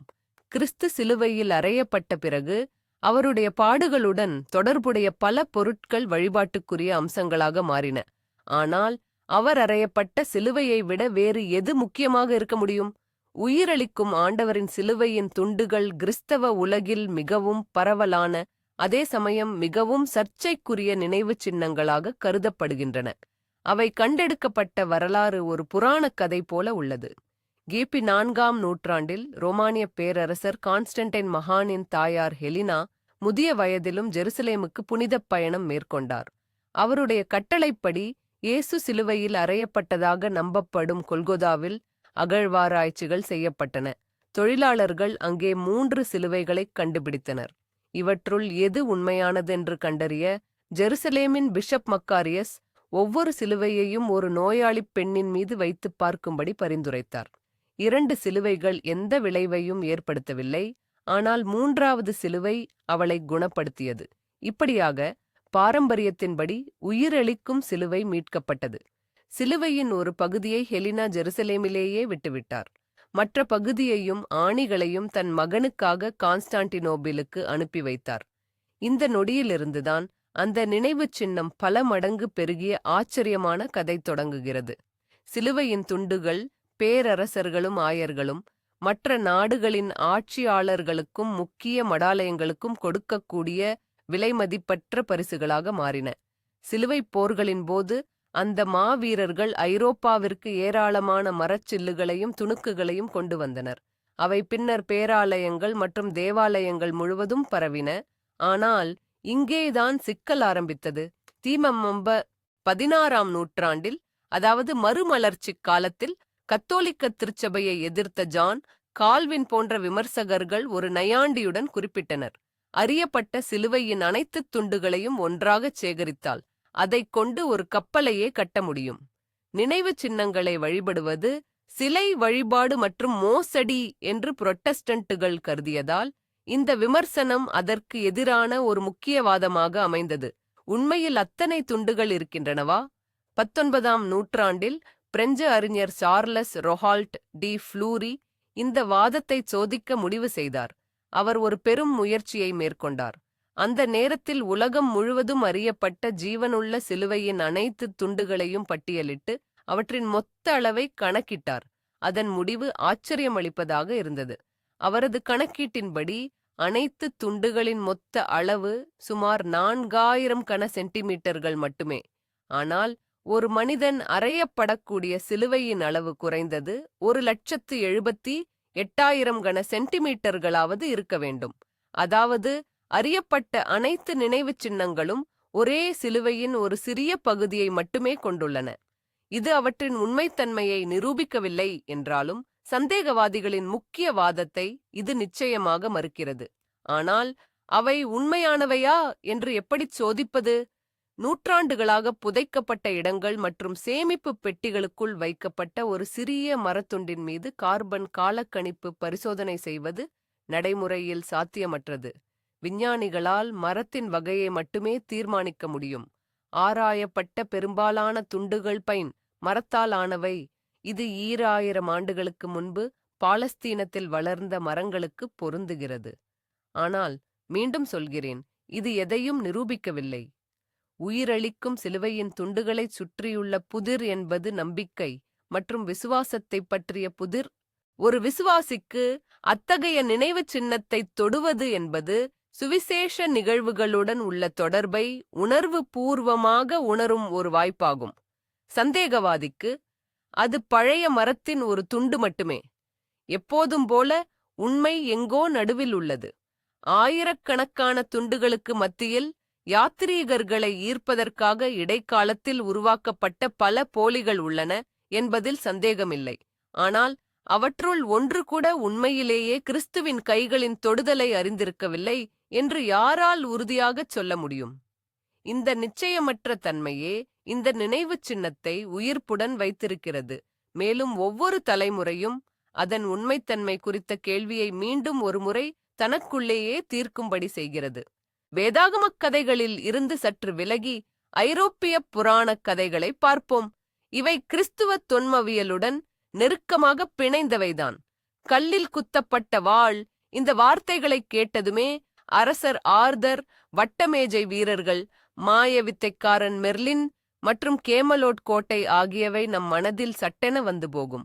மிகவும் பிரபலமான ஒரு கதைப்படி அரசர் ஊதர் பென்டிராகன் இறந்த பிறகு பிரிட்டனில் குழப்பம் ஏற்பட்டது. சட்டப்பூர்வமான வாரிசை தீர்மானிக்க மெர்லின் ஒரு பெரிய கல்லை ஒரு பற்றை கருவியுடன் சதுக்கத்தில் நிறுவினார். அதில் ஒரு வாளைச் செருகி வைத்தார். அந்த எழுத்துக்கள் இவ்வாறு குறிப்பிட்டன: யார் இந்த கல்லின் அடியிலிருந்து வாளை உருவுகிறாரோ அவரே பிறப்பால் இங்கிலாந்து நாட்டின் முழுமையான அரசர். பலமிக்க பெருமைமிக்க வீரர்கள் பலரும் முயற்சித்தனர், ஆனால் முடியவில்லை. ஆனால் அடக்கமான படைவீரனின் உதவியாளனான இளம் ஆர்தர் அந்த வாளை சிரமமின்றி உருவினார். இதன் மூலம் அவர் அரியணைக்கான தனது உரிமையை நிலைநாட்டினார். இக்கதை தேர்ந்தெடுக்கப்பட்டவரின் கிளாசிக் தொன்மம். உண்மையான மகத்துவம் வலிமையாலோ அல்லது செல்வச் செருக்காலோ அல்ல, மாறாக இதயத்தின் தூய்மையாலும் தலைவிதியாலும் மட்டுமே தீர்மானிக்கப்படுகிறது என்பதை இது உணர்த்துகிறது. ஆனால் இந்த கல்லில் உள்ள வாள் வெறும் கட்டுக்கதை அல்ல, அது நிஜமாகவே இருக்கிறது என்று நான் சொன்னால். இத்தாலியில் உள்ள டஸ்கனி மாகாணத்தில் மொண்டெசியப்பி மலையின் உச்சியில் ஒரு சிறிய தேவாலயம் உள்ளது. அதன் உள்ளே கல் தரையிலிருந்து ஒரு பழங்கால வாளின் பிடியும் சில சென்டிமீட்டர் அளவு வாள் முனையும் வெளியே நீட்டிக்கொண்டு நிற்கிறது. இது ஏதோ நவீன காலத்தில் வைக்கப்பட்ட ஒரு கலைப்பொருள் அல்ல. இது புனிதர் கால்கானோவின் செயின்ட் கல்கானோ வாள். கால்கானோ கைடோட்டியின் கல்கானோ குய்டோட்டி கதை ஆர்தரின் கதையை ஆச்சரியப்படத்தக்க வகையில் கண்ணாடியில் பார்ப்பது போல் ஒத்து இருக்கிறது. அவர் 12ஆம் நூற்றாண்டில் வாழ்ந்தவர். அவர் செல்வந்தர், ஆனால் ஒழுக்கமற்ற கொடூரமான வீரனாக இருந்தார்.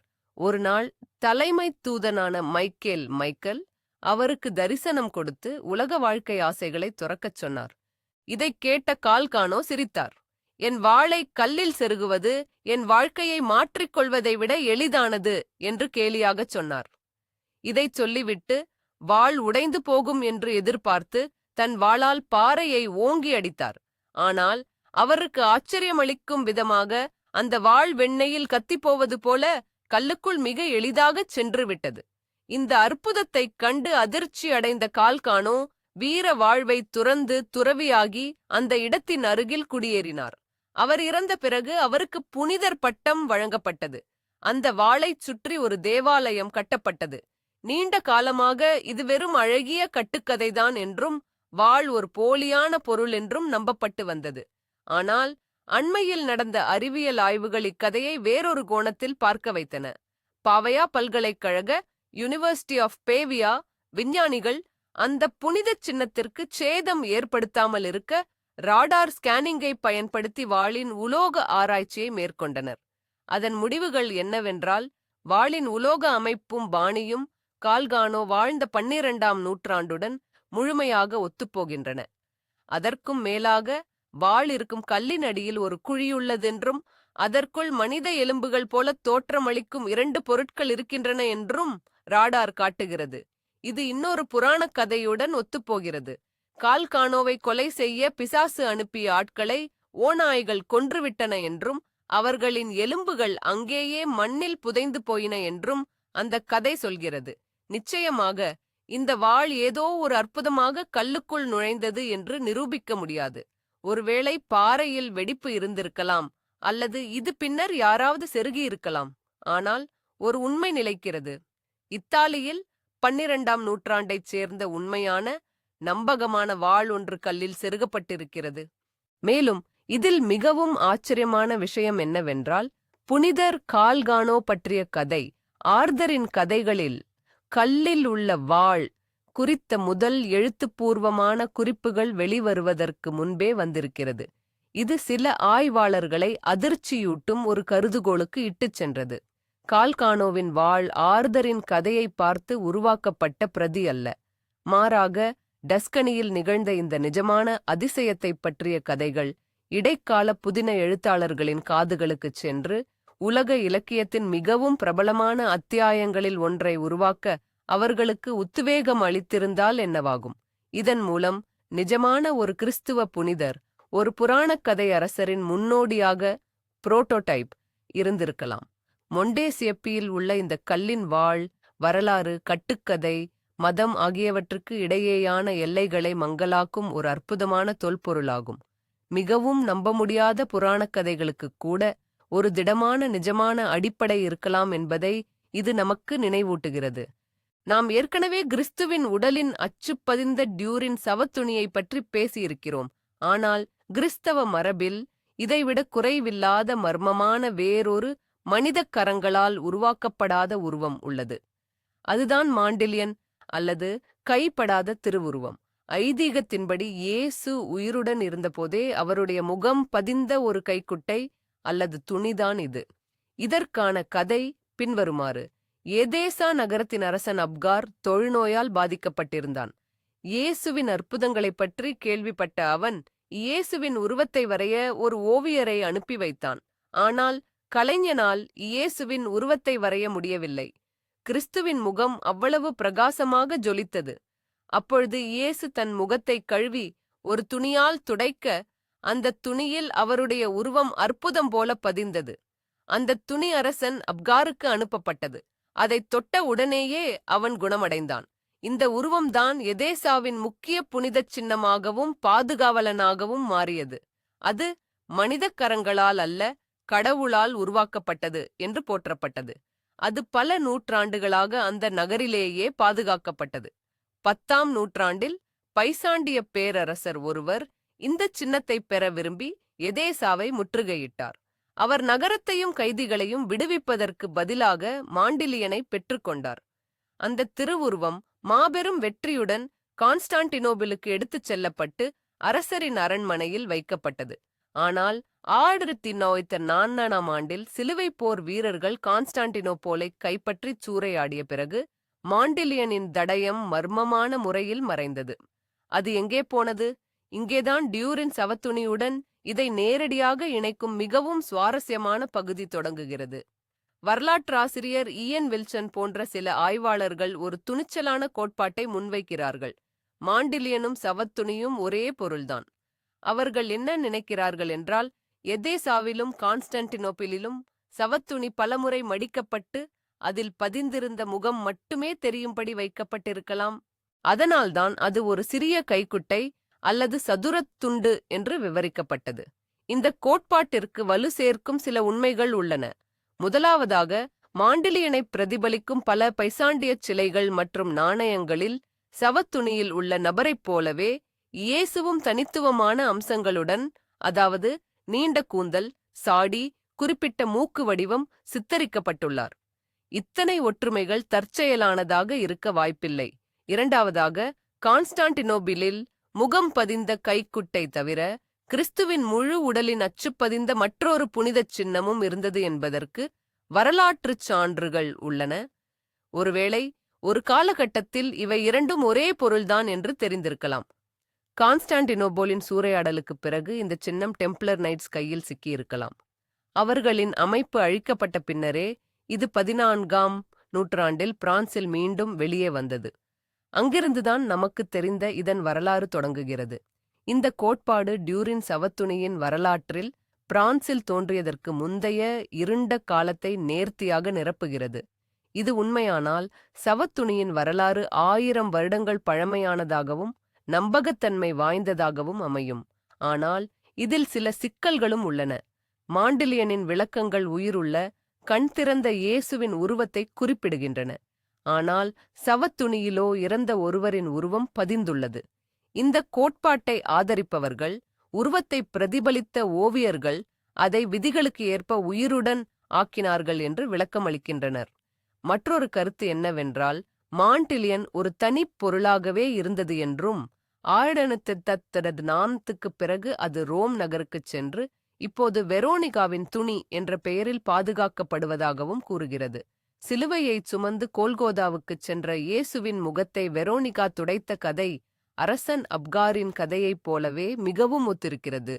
ஒருவேளை இவை ஒரே வரலாற்றின் இருவேறு வடிவங்களாக இருக்கலாம். மாண்டிலியனின் புதிர் உண்மையிலேயே ஒரு வரலாற்றுத் துப்பறியும் கதைதான். அது ஒரு தனிப்பட்ட புனிதச் சின்னமா அல்லது அதைவிட பெரிய ஒன்றின் பகுதியா?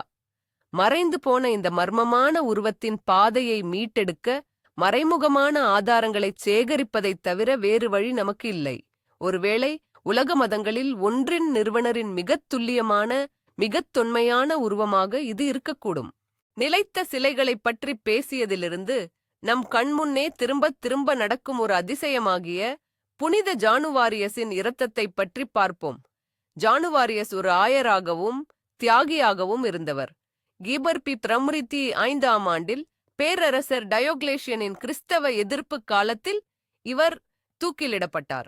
இவர் நேபிள்ஸ் நகரத்தின் விண்ணகப் பாதுகாவலராக கருதப்படுகிறார். அந்நகரத்தின் பிரதான ஆலயத்தில் இவருடன் தொடர்புடைய முக்கியமான புனித பொருள் ஒன்று பாதுகாக்கப்பட்டு வருகிறது. அது 2 கண்ணாடிச் சிமிழ்கள். அவற்றுக்குள் அடர் பழுப்பு நிறத்திலான காய்ந்த பொருள் உள்ளது. இது தூக்கிலிடப்பட்ட பிறகு பக்தியுள்ள பெண் ஒருவரால் சேகரிக்கப்பட்ட புனிதரின் இரத்தம் என்று நம்பப்படுகிறது. ஆண்டுக்கு 3 முறை செப்டம்பர், மே மற்றும் டிசம்பர் ஆகிய மாதங்களில் நேபிள்ஸில் புனித ஜானுவாரியஸின் அற்புதம் என்று விசுவாசிகள் அழைக்கும் சம்பவம் நடக்கிறது. அந்த திருச்சடங்கின் போது பேராயர் அந்த சிமிழ்களுள்ள நினைவுச் சின்னப் பேழையை வெளியே கொண்டு வருகிறார். ஆலயத்திற்குள்ளேயும் வெளியேயும் திரண்டிருக்கும் ஆயிரக்கணக்கான விசுவாசிகள் தீவிரமாக பிரார்த்தனை செய்து கொண்டிருக்கையில் அவர் அந்த பேழையை மெதுவாகச் சுழற்றவும் அசைக்கவும் செய்கிறார். சில நிமிடங்களிலிருந்து பல மணி நேரம், சில சமயங்களில் சில நாட்கள் கூட எடுக்கக்கூடிய ஒரு கால இடைவெளிக்குப் பிறகு ஒரு நம்ப முடியாத விஷயம் நடக்கிறது. சிமிழுக்குள் காய்ந்திருந்த அந்த பொருள் திரவமாகிறது. அது பளபளப்பான சிவப்பு நிறமாகவோ அல்லது கருஞ்சிவப்பு நிறமாகவோ மாறுகிறது. சில சமயம் அது கொதிப்பதைப் போல காணப்பட்டு அளவில் கூட அதிகமாகிறது. கியோபி 1189ஆம் ஆண்டில் இது முதலில் ஆவணப்படுத்தப்பட்டது முதல் 600 ஆண்டுகளுக்கும் மேலாக இந்த செயல் வியக்கத்தக்க வழக்கத்துடன் தொடர்ந்து நடந்து வருகிறது. நேபிள்ஸ் மக்களுக்கு இது வெறும் சடங்கு அல்ல. இது ஒரு சகுனம் அல்லது அறிகுறி. இந்த அற்புதம் விரைவாக நடந்தால் அந்த நகரத்திற்கும் மக்களுக்கும் ஒரு அருமையான வருடம் காத்திருக்கிறது என்று அர்த்தம். இரத்தம் திரவமாக மாறவில்லை என்றால் அது வெசுவியஸ் எரிமலை வெடிப்பு, கொள்ளை நோய்கள், பூகம்பங்கள் அல்லது போர்கள் போன்ற பேரழிவுகளை குறிக்கும் துரதிர்ஷ்டவசமான சகுனமாக கருதப்படுகிறது. இதில் மிகவும் ஆச்சரியமூட்டும் விஷயம் என்னவென்றால், வரலாற்று குறிப்புகள் இந்த நம்பிக்கையை உறுதிப்படுத்துகின்றன. பெரிய பிளேக் நோய் பரவுவதற்கு முன்னும், நெப்போலியனின் படைகள் நேபிள்ஸுக்குள் நுழைவதற்கு முன்பும், 2ஆம் உலகப் போர் ஆரம்பித்த ஆண்டிலும் இரத்தம் திரவமாக மாறவில்லை. நிச்சயமாக விஞ்ஞானிகள் இத்தகைய ஒரு நிகழ்வை கவனிக்காமல் இருக்கவில்லை. சிமிழ்களுக்குள் இருக்கும் அந்த பொருள் என்ன? புனிதப் பொருளுக்குச் சேதம் வந்துவிடக்கூடாது என்ற அச்சத்தில் ஆலய நிர்வாகம் சிமிழ்களை திறந்து ஆய்வு செய்ய மாதிரி எடுப்பதற்கு அனுமதிப்பதில்லை. இதனால் அனைத்து ஆராய்ச்சிகளும் தொலைவிலிருந்து பெரும்பாலும் நிறமாலையியல் உதவியுடன் நடத்தப்பட்டன. 1929ஆம் ஆண்டில் இத்தாலிய விஞ்ஞானிகள் குழு ஒன்று சிமிழில் உள்ள பொருளின் ஒளி உறிஞ்சும் நிறமாலையை ஆய்வு செய்து அது ஹீமோகுளோபினின் நிறமாலைக்கு முற்றிலும் ஒத்திருக்கிறது என்ற முடிவுக்கு வந்தது. அதாவது இது உண்மையிலேயே இரத்தமாக இருக்க மிக அதிக வாய்ப்புள்ளது. ஆனால் அது எப்படி திடநிலையிலிருந்து திரவநிலைக்கு மாற முடியும்? ஐயவாதிகள் இதை நிச்சயமாக ஒரு கைதேர்ந்த தந்திரமாக கருதுகின்றனர். மிகவும் பிரபலமான அறிவியல் கருதுகோள் திக்ஸோட்ரோபி என்று அழைக்கப்படுவதாகும். திக்ஸோட்ரோபிக் திரவங்கள் என்பவை அசைப்பதாலோ அல்லது இயந்திர அழுத்தத்தாலோ திரவமாக மாறும் ஒரு வகை ஜெல்களாகும். பிறகு அசையாமல் இருக்கும்போது அவை மீண்டும் திடமாகின்றன. கெட்சப் அல்லது சில வகை வர்ணங்கள் இதற்கு உதாரணமாக இருக்கலாம். 1990களில் இத்தாலிய வேதியியலாளர்கள் இரும்பு ஆக்சைட்டின் நீரேற்றத்தைக் கொண்டு ஆய்வகத்தில் ஒரு ஜெல்லை உருவாக்கினர். இது நிறத்திலும் நடத்தையிலும் சிமிழில் உள்ள பொருளை மிகவும் ஒத்திருந்தது. இடைக்காலத்து இரசவாதிகள் இத்தகைய பொருளை உருவாக்கும் அறிவை கொண்டிருந்திருக்க முடியும் என்றும் அவர்கள் கூறினார்கள். இருப்பினும் இந்த கோட்பாட்டில் சில பலவீனங்கள் உள்ளன.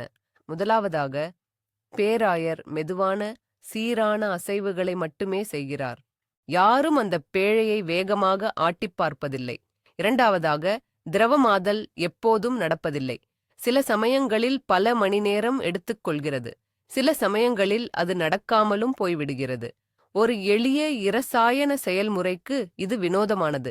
மேலும் அந்த திரவத்தின் அளவு மற்றும் பிசுபிசுப்புத்தன்மை ஒவ்வொரு முறையும் மாறுபடுகிறது. புனித ஜானுவாரியஸின் அற்புதம் என்பது மிகவும் ஆர்வத்தை தூண்டும் மற்றும் நன்றாக ஆவணப்படுத்தப்பட்ட விதிவிலக்குகளில் ஒன்றாக இன்றும் உள்ளது. இது நம்பிக்கையும் அறிவியலும் மோதும் ஒரு சரியான எடுத்துக்காட்டு. அறிவியல் நம்பத்தகுந்த ஆனால் முழுமையாக நிரூபிக்கப்படாத ஒரு விளக்கத்தை வழங்குகிறது. விசுவாசம் இதை பரலோகத்தின் நேரடி தலையீடாக பார்க்கிறது.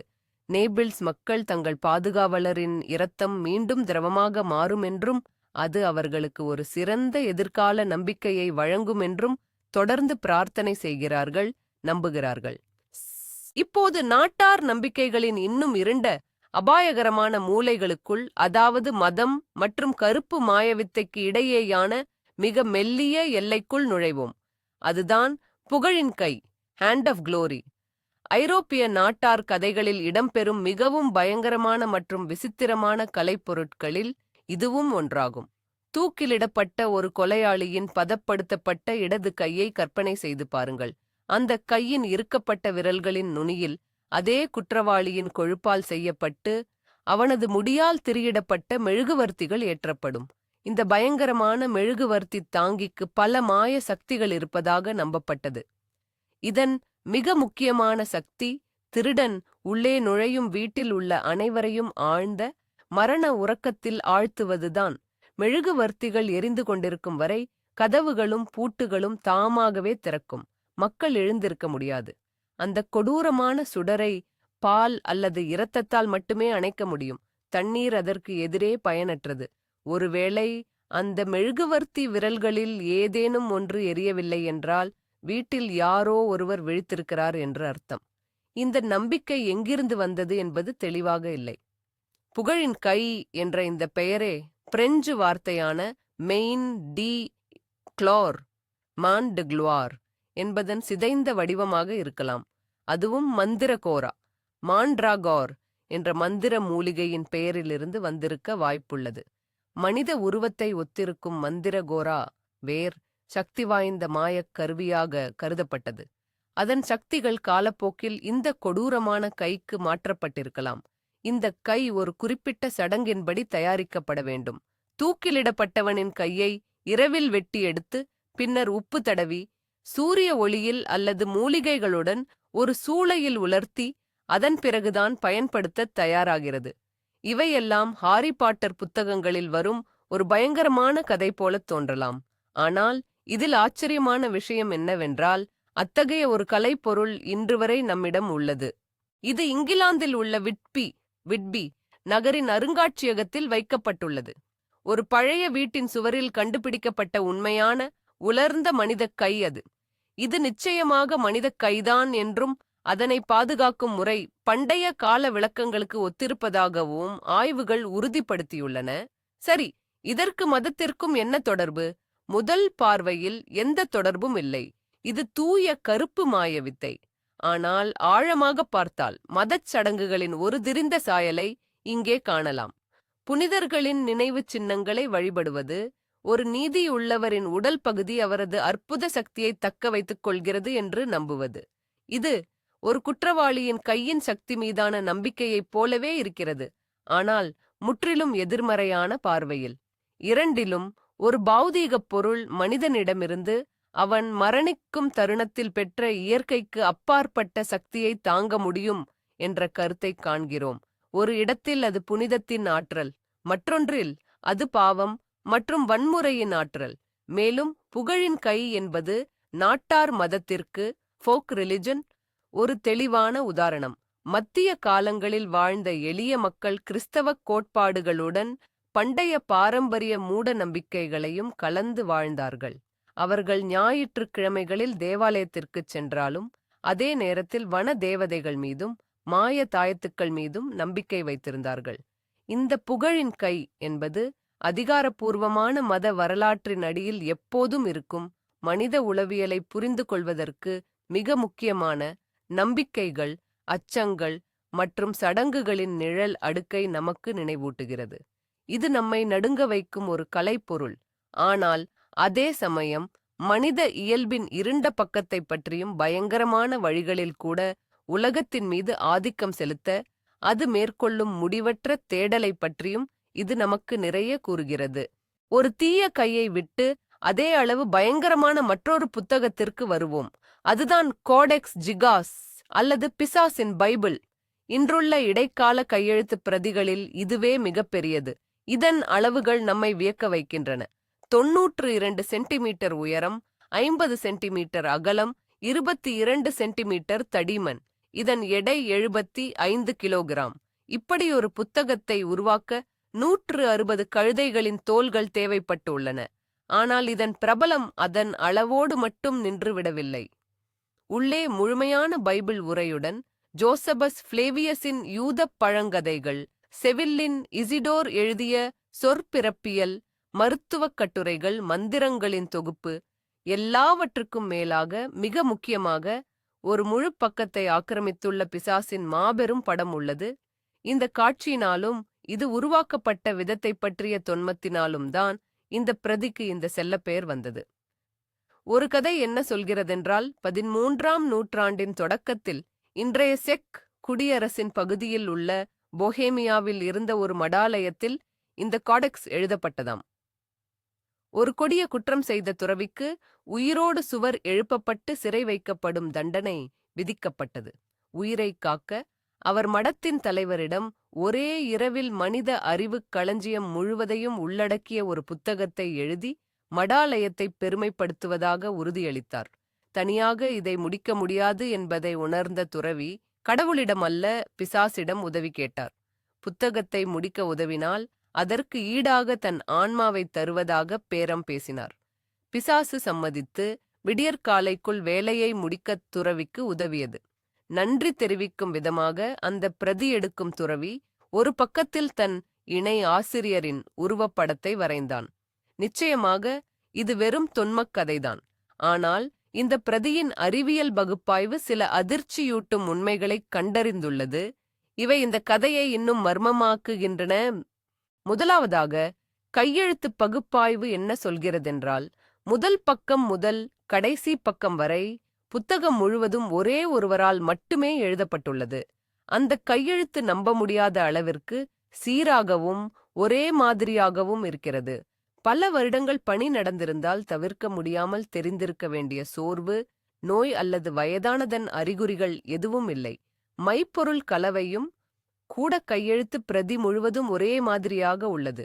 ஓவியங்கள் மற்றும் கையெழுத்து பணியை, காலிகிராஃபியை தவிர்த்து இந்த அளவு வேலையை செய்ய இரவும் பகலும் தொடர்ந்து எழுதினால் கூட குறைந்தது 5 ஆண்டுகள் தேவைப்பட்டிருக்கும் என்று பழங்கால எழுத்து வல்லுநர்கள் மதிப்பிட்டுள்ளனர்.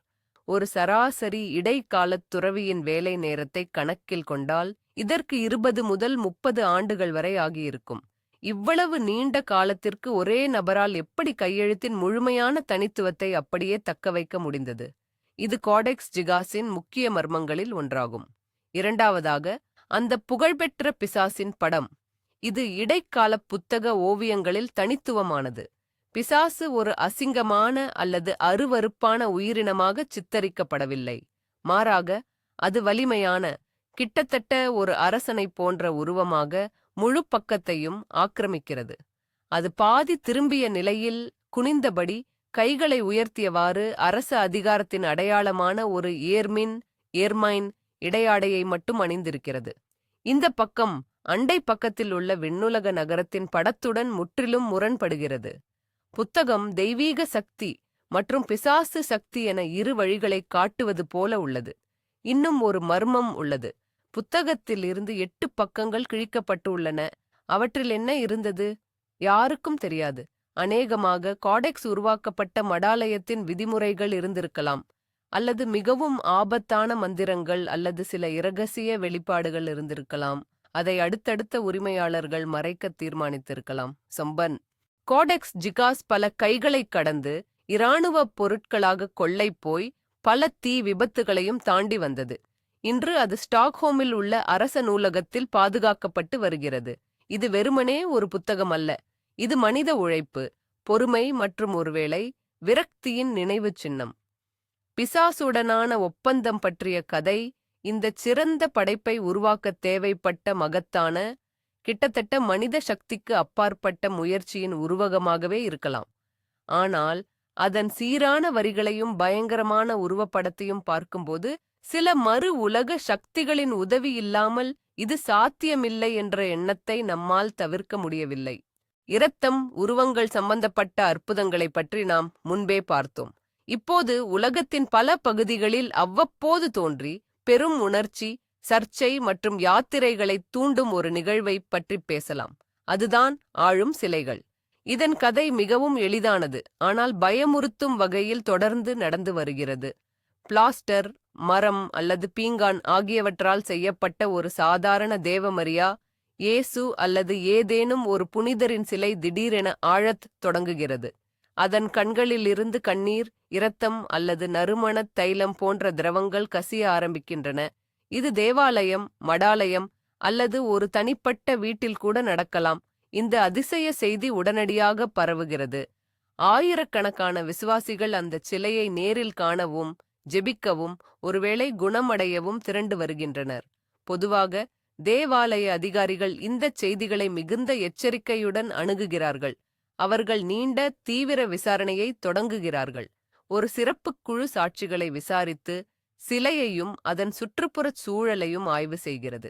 அதோடு அந்த திரவத்தையும் ஆய்வுக்கு எடுத்துக்கொள்கிறார்கள். இந்த ஆய்வுகள் என்ன சொல்கின்றன? முடிவுகள் பலதரப்பட்டதாக இருக்கின்றன. பெரும்பாலான சந்தர்ப்பங்களில் அற்புதம் எதுவும் நடப்பதில்லை. கண்ணீர் என்பது வெப்பநிலை மாறுபாடு காரணமாக உருவாகும் நீராவிச் சுருக்கத்தால் வந்த சாதாரண நீராக இருக்கிறது, அல்லது சிலை செய்யப்பட்ட மரத்திலிருந்து கசியும் பிசினாக இருக்கலாம். சில சமயங்களில் சிலையில் உள்ள நுண்ணிய விரிசல்கள் வழியாக ஈரப்பதம் கசிவதும் அல்லது கண்ணின் ஓரத்தில் பயன்படுத்தப்பட்ட பசை கூட காரணமாக இருப்பதுண்டு. அப்பட்டமான மோசடி நிகழ்வுகளும் நடக்கத்தான் செய்கின்றன. பக்தர்களின் கவனத்தை ஈர்க்கவோ, புகழ் பெறவோ அல்லது பணம் சம்பாதிக்கவோ விரும்புபவர்கள் கண்ணீரைப் போலத் தெரியும்படி ரகசியமாக தண்ணீரை அல்லது எண்ணெயை சேர்க்கலாம். இத்தாலியில் நடந்த ஒரு சம்பவத்தில் அழும் சிலையின் உரிமையாளர் ரிமோட் கண்ட்ரோல் தொலைநிலை கட்டுப்பாடு பயன்படுத்தி இரத்தக் கண்ணீரை வெளியேற்றுவதை போலீஸ் கண்டறிந்தது. இருப்பினும் எளிதில் விளக்க முடியாத சம்பவங்களும் இருக்கின்றன. மிகவும் பிரபலமான ஒரு சம்பவம் 70களில் ஜப்பானின் அகிட்டா நகரில் நடந்தது. அங்குள்ள மடாலயத்தில் இருந்த தேவமரியின் மரச்சிலை சாதாரணமாக அழவில்லை, அது இரத்தத்தையும் கசியவிட்டது. ஒரு கன்னியாஸ்திரியான சகோதரி ஆக்னஸ் சசகவா அந்தச் சிலையிலிருந்து வெளிப்பாடுகளை பெற்றார். இந்த நிகழ்வு பல ஆண்டுகள் தொடர்ந்தது. தொலைக்காட்சி குழுக்கள் உட்பட நூற்றுக்கணக்கானோரால் இது கவனிக்கப்பட்டது. அகிட்டா பல்கலைக்கழக விஞ்ஞானிகள் திரவத்தை ஆய்வு செய்தனர். அவர்களின் முடிவு மிகத் தெளிவானது. கண்ணீர் என்பது மனிதனின் கண்ணீர் திரவம். இரத்தம் என்பது ஏபி இரத்த வகையைச் சேர்ந்த அசல் மனித இரத்தம். ஒரு மரச்சிலையிலிருந்து அவை எப்படி வந்தன என்பதை யாராலும் விளக்க முடியவில்லை. நீண்ட விசாரணைக்குப் பிறகு உள்ளூர் பிஷப்பும் பின்னர் வத்திக்கானும் கூட அகிட்டாவில் நடந்த நிகழ்வுகளை இயற்கைக்கு அப்பாற்பட்டதாக அதிகாரப்பூர்வமாக அங்கீகரித்தன. மற்றொரு நன்கு அறியப்பட்ட சம்பவம் 1953 ஆம் ஆண்டில் சிசிலியில் உள்ள சிராகுசா நகரில் நடந்தது. ஒரு தம்பதியினரின் படுக்கைக்கு மேலே தொங்கவிடப்பட்டிருந்த மரியாவின் இதயத்தைக் காட்டும் ஒரு பிளாஸ்டர் புடைப்புச் சிற்பம் மனிதக் கண்ணீரைச் சிந்தத் தொடங்கியது. 4 நாட்களுக்கு இந்த நிகழ்வு தொடர்ந்தது. நூற்றுக்கணக்கானோரால் இது சாட்சியமளிக்கப்பட்டது. மருத்துவர்கள் குழு நடத்திய இரசாயன பகுப்பாய்வு அந்தத் திரவம் அதன் கலவையில் மனித கண்ணீருக்கு முற்றிலும் ஒத்திருக்கிறது என்று உறுதிப்படுத்தியது. இந்தச் சம்பவமும் திருச்சபையால் உண்மையான அதிசயமாக ஏற்றுக்கொள்ளப்பட்டது. அழும் சிலைகளின் நிகழ்வு என்பது நம்பிக்கை, அறிவியல் மற்றும் உளவியல் ஆகியவற்றுக்கு இடையேயான ஒரு போர்க்களம். சந்தேகம் கொண்டவர்கள் விவரிக்க முடியாத நிகழ்வுகளிலும் கூட ஒரு பகுத்தறிவுள்ள காரணத்தை கண்டறிய முடியும் என்று வாதிடுகிறார்கள். அது நமக்கு இப்போது தெரியாமல் இருக்கலாம், அவ்வளவுதான். ஒருவேளை அது அரிதான இரசாயன எதிர்வினைகள் அல்லது நுண்குழாய் விளைவுகளாக இருக்கலாம். விசுவாசிகள் இதை மேலிருந்து வரும் அடையாளமாகவும் மனந்திரும்புதலுக்கான அழைப்பாகவும் அல்லது மனிதகுலத்தின் மீதுள்ள தெய்வீக இரக்கத்தின் சின்னமாகவும் பார்க்கிறார்கள். உளவியலாளர்கள் மக்கள் தாங்கள் எதை பார்க்க விரும்புகிறார்களோ அதையே பார்ப்பதால் ஏற்படும் கூட்டு மனநோயின் விளைவாக இதை பார்க்கிறார்கள். ஆனால் இரசாயன பகுப்பாய்வுகளின் முடிவுகளை எப்படி விளக்குவது? அழும் சிலைகள் நமது புரிதலின் விளிம்பிலேயே நிற்கின்றன. இது நம்மை ஒரு கேள்வியை கேட்க வைக்கிறது. இந்த பௌதிக உலகம் சில நேரங்களில் இயற்பியல் விதிகளுக்கு அப்பால் செயல்படுகிறதா, அல்லது இந்த விதிகள் அனைத்தையும் நாம் இன்னும் அறியவில்லையா? அற்புதங்களிலிருந்து தொழில்நுட்ப புதிர்களுக்குச் செல்வோம். இவை தங்கள் காலத்தை மிகவும் விஞ்சிவிட்டதால் மனிதக் கரங்களால் அல்லாமல் தெய்வங்களாலோ அல்லது வேற்று கிரகவாசிகளாலோ உருவாக்கப்பட்டவை போல் தோன்றுகின்றன. டெல்லியில் உள்ள இரும்புக் கற்றூன். டெல்லியின் குதுப் மினார் வளாகத்தில் ஒரு பிரமிக்க வைக்கும் அமைப்பு கம்பீரமாக நிற்கிறது. அது 7 மீட்டருக்கும் அதிகமான உயரமும் சுமார் 6.5 டன் எடையும் கொண்ட ஓர் இரும்புத் தூண். அதன் மேல் உள்ள கல்வெட்டின்படி இது பொது ஆண்டு 4ஆம் அல்லது 5ஆம் நூற்றாண்டில் 2ஆம் சந்திரகுப்தா மன்னரின் நினைவாக நிறுவப்பட்டது. ஆனால் இதன் வரலாற்றை விட இதன் நிலையே நம்மை ஆச்சரியப்படுத்துகிறது. இந்தியாவின் வெப்பம் மற்றும் மழை காலநிலையுள்ள திறந்த வெளியில் 1500 ஆண்டுகளுக்கும் மேலாக நின்றிருந்தும் இந்த கற்றூன் கிட்டத்தட்ட துருப்பிடிக்கவே இல்லை. அதன் மேற்பரப்பில் ஒரு மெல்லிய பூச்சு பாடினா மட்டுமே உள்ளது. இதுதான் விந்தையானது. இந்த பூச்சுதான் அதை மேலும் அரிக்காமல் பாதுகாக்கிறது. இது எப்படி சாத்தியம்? இத்தகைய சூழலில் விடப்பட்ட எந்த இரும்புத் துண்டும் ஒரு சில பத்தாண்டுகளிலேயே உக்கிப் போயிருக்கும். ஆனால் இந்த கற்றூனோ அதை நேற்றைய தினம் வார்த்தது போல் கம்பீரமாக நிற்கிறது. இது எண்ணற்ற கட்டுக்கதைகளையும் நம்பிக்கைகளையும் உருவாக்கியது. இது துருப்பிடிக்காத விண்கல் இரும்பால் செய்யப்பட்டது என்று ஒரு சிலர் சொன்னார்கள். இல்லை, பண்டைக்கால இந்திய உலோகவியல் வல்லுநர்கள் காலப்போக்கில் மறக்கப்பட்ட இரகசிய தொழில்நுட்பங்களை அறிந்திருந்தார்கள் என்றும் கூறப்பட்டது. நிச்சயமாக பழங்காலத் தொடர்பு கோட்பாட்டை ஆதரிப்பவர்கள் இந்த கற்றூனை வேற்று கிரகப் பொருள் என்றே அறிவித்தனர்.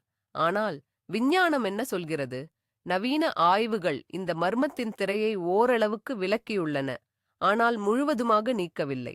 இரசாயன பகுப்பாய்வின்படி இந்த கற்றூன் வியக்கத்தக்க வகையில் சுத்தமான இரும்பினால் ஆனது. இதன் உள்ளடக்கம் 99.72%. ஆனால் முக்கிய ரகசியம் அதன் தூய்மையில் இல்லை, மாறாக அதில் உள்ள கலவையில்தான் உள்ளது. இந்த உலோகத்தில் வழக்கத்திற்கு மாறாக அதிக அளவு பாஸ்பரஸ் உள்ளது. ஈரப்பதம் இருக்கும்போது இரும்பு மற்றும் ஆக்சிஜனுடன் பாஸ்பரஸ் வினை புரிந்து கற்றூனின் மேற்பரப்பில் இரும்பு பாஸ்பேட்டின் மெல்லிய, கண்ணுக்குத் தெரியாத ஒரு படலத்தை உருவாக்குகிறது. இந்த படலம் ஒரு செயலற்ற பாதுகாப்பு படலமாகச் செயல்பட்டு அரிக்கப்படுவதை தடுக்கிறது. அதாவது பண்டைய காலத்து உலோகத் தொழிலாளர்கள் தாங்கள் அறியாமலேயே துர்ப்பிடிக்காத எஃகு கண்டுபிடிப்பதற்கு 1500 ஆண்டுகளுக்கு முன்பே அதை உருவாக்கிவிட்டார்கள். இத்துடன் முடிந்துவிடவில்லை. இந்த கற்றூன் உருவாக்கப்பட்ட தொழில்நுட்பமும் ஆச்சரியப்படுத்துகிறது.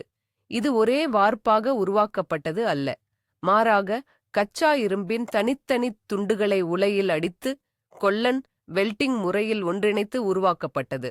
6 டன்னுக்கும் அதிகமான எடையுள்ள உலோகத் துண்டுகளை வெண்சூடாக சூடாக்கி அவற்றை ஒன்றாக இணைக்க எவ்வளவு மகத்தான உழைப்பு தேவைப்பட்டிருக்கும் என்று கற்பனை செய்து பாருங்கள். இதற்கு பிரம்மாண்டமான உலைகளும் இரும்புச் சம்மட்டிகளும் நம்ப முடியாத நிபுணத்துவமும் தேவைப்பட்டன.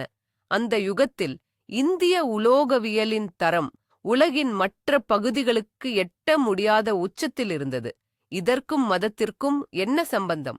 இந்தியாவிலும் பல பழங்காலப் பண்பாடுகளிலும் உலோகவியல் ஒரு புனிதமான கலையாக ரசவாதத்திற்கு ஒத்ததாக கருதப்பட்டது. கொல்லர்கள் வெறுமனே கைவினைஞர்கள் அல்ல, அவர்கள் கல்லை தாதுவை உலோகமாக மாற்றும் சக்தி கொண்ட கிட்டத்தட்ட மந்திரவாதிகளாக பார்க்கப்பட்டனர். இந்த இரும்பு கற்றூன் வெறுமனே மன்னருக்கான நினைவுச் சின்னம் மட்டுமல்ல, இது துவஜா, சடங்குத் தூண். இது உலக அச்சை குறிக்கிறது, பூமிக்கும் வானத்திற்கும் இடையிலான தொடர்பின் குறியீடு. உள்ளூர் நம்பிக்கைகளின்படி இந்த கற்றூனுக்கு பின்புறமாக நின்று கைகளை இணைத்து அதை சுற்றி வளைத்தால் நம்முடைய எந்த ஆசையும் நிறைவேறும். டெல்லி கற்றூன் என்பது விஞ்ஞானம், தொழில்நுட்பம் மற்றும் நம்பிக்கை ஆகிய மூன்றும் சந்திக்கும் ஒரு புள்ளியில் நிற்கும் ஒரு தொல்பொருள். நாம் இப்போது மீண்டும் கண்டறியத் தொடங்கியுள்ள அறிவை பண்டைய நாகரிகங்கள் வைத்திருந்தன என்பதை இது காட்டுகிறது. இந்த அறிவு நீண்ட கால பரிணாம வளர்ச்சியின் விளைவா, அல்லது இதைவிடவும் மிகப் பழமையான மறைந்து போன கலாச்சாரங்களிடமிருந்து கிடைத்த ஒரு மாபெரும் ஆதி விஞ்ஞானத்தின் எச்சங்களா? டெல்லி கற்றூனின் மர்மம் என்பது தொலைந்து போன அறிவின் மர்மமேயாகும். மோசே தீர்க்கதரிசியை மீண்டும் ஒரு முறை நினைவு கூர்வோம். சீனாய் மலையில் அவருக்கு கிடைத்த உடன்படிக்கை பலகைகளைப் பற்றி நாம் பேசினோம். ஆனால் அவற்றைத் தவிர அவரிடம் இன்னொரு மிக முக்கியமான சக்தியின் அடையாளம் இருந்தது. அதுதான் அவருடைய கோல். பைபிளின்படி அது வெறும் ஒரு மரத்துண்டு மட்டுமல்ல, மாறாக அதன் மூலம் இறைவனின் சக்தி செயல்பட்டது. இந்த கோலைக் கொண்டே மோசே எகிப்திய பார்வோனுக்கு முதல் அற்புதத்தைக் காட்டினார். அவர் அந்த கோலை ஒரு பாம்பாக மாற்றினார். அது எகிப்திய பூசாரிகளின் பாம்புகளை விழுங்கியது. இந்த கோலின் மூலமே எகிப்தின் மீது 10 வாதைகள் ஏவப்பட்டன. இதன் அடியால்தான் செங்கடலின் நீரை அவர் பிரித்து தன் மக்களை கடக்க வைத்தார். வனாந்தரத்தில் இந்த கோலால் பாறையை அடித்து இஸ்ரவேலரின் தாகம் தீரத் தண்ணீர் வரவழைத்தார். மோசேயின் கோல் என்பது ஒரு மாயக்கோலின் முன்மாதிரி, விண்ணிலிருந்து வழங்கப்பட்ட அதிகாரத்தின் சின்னம், அற்புதங்கள் நிகழ்த்தும் திறனின் குறியீடு. ஆனால் அது என்ன வகையான கோல்? பைபிள் விரிவான விளக்கத்தை தரவில்லை.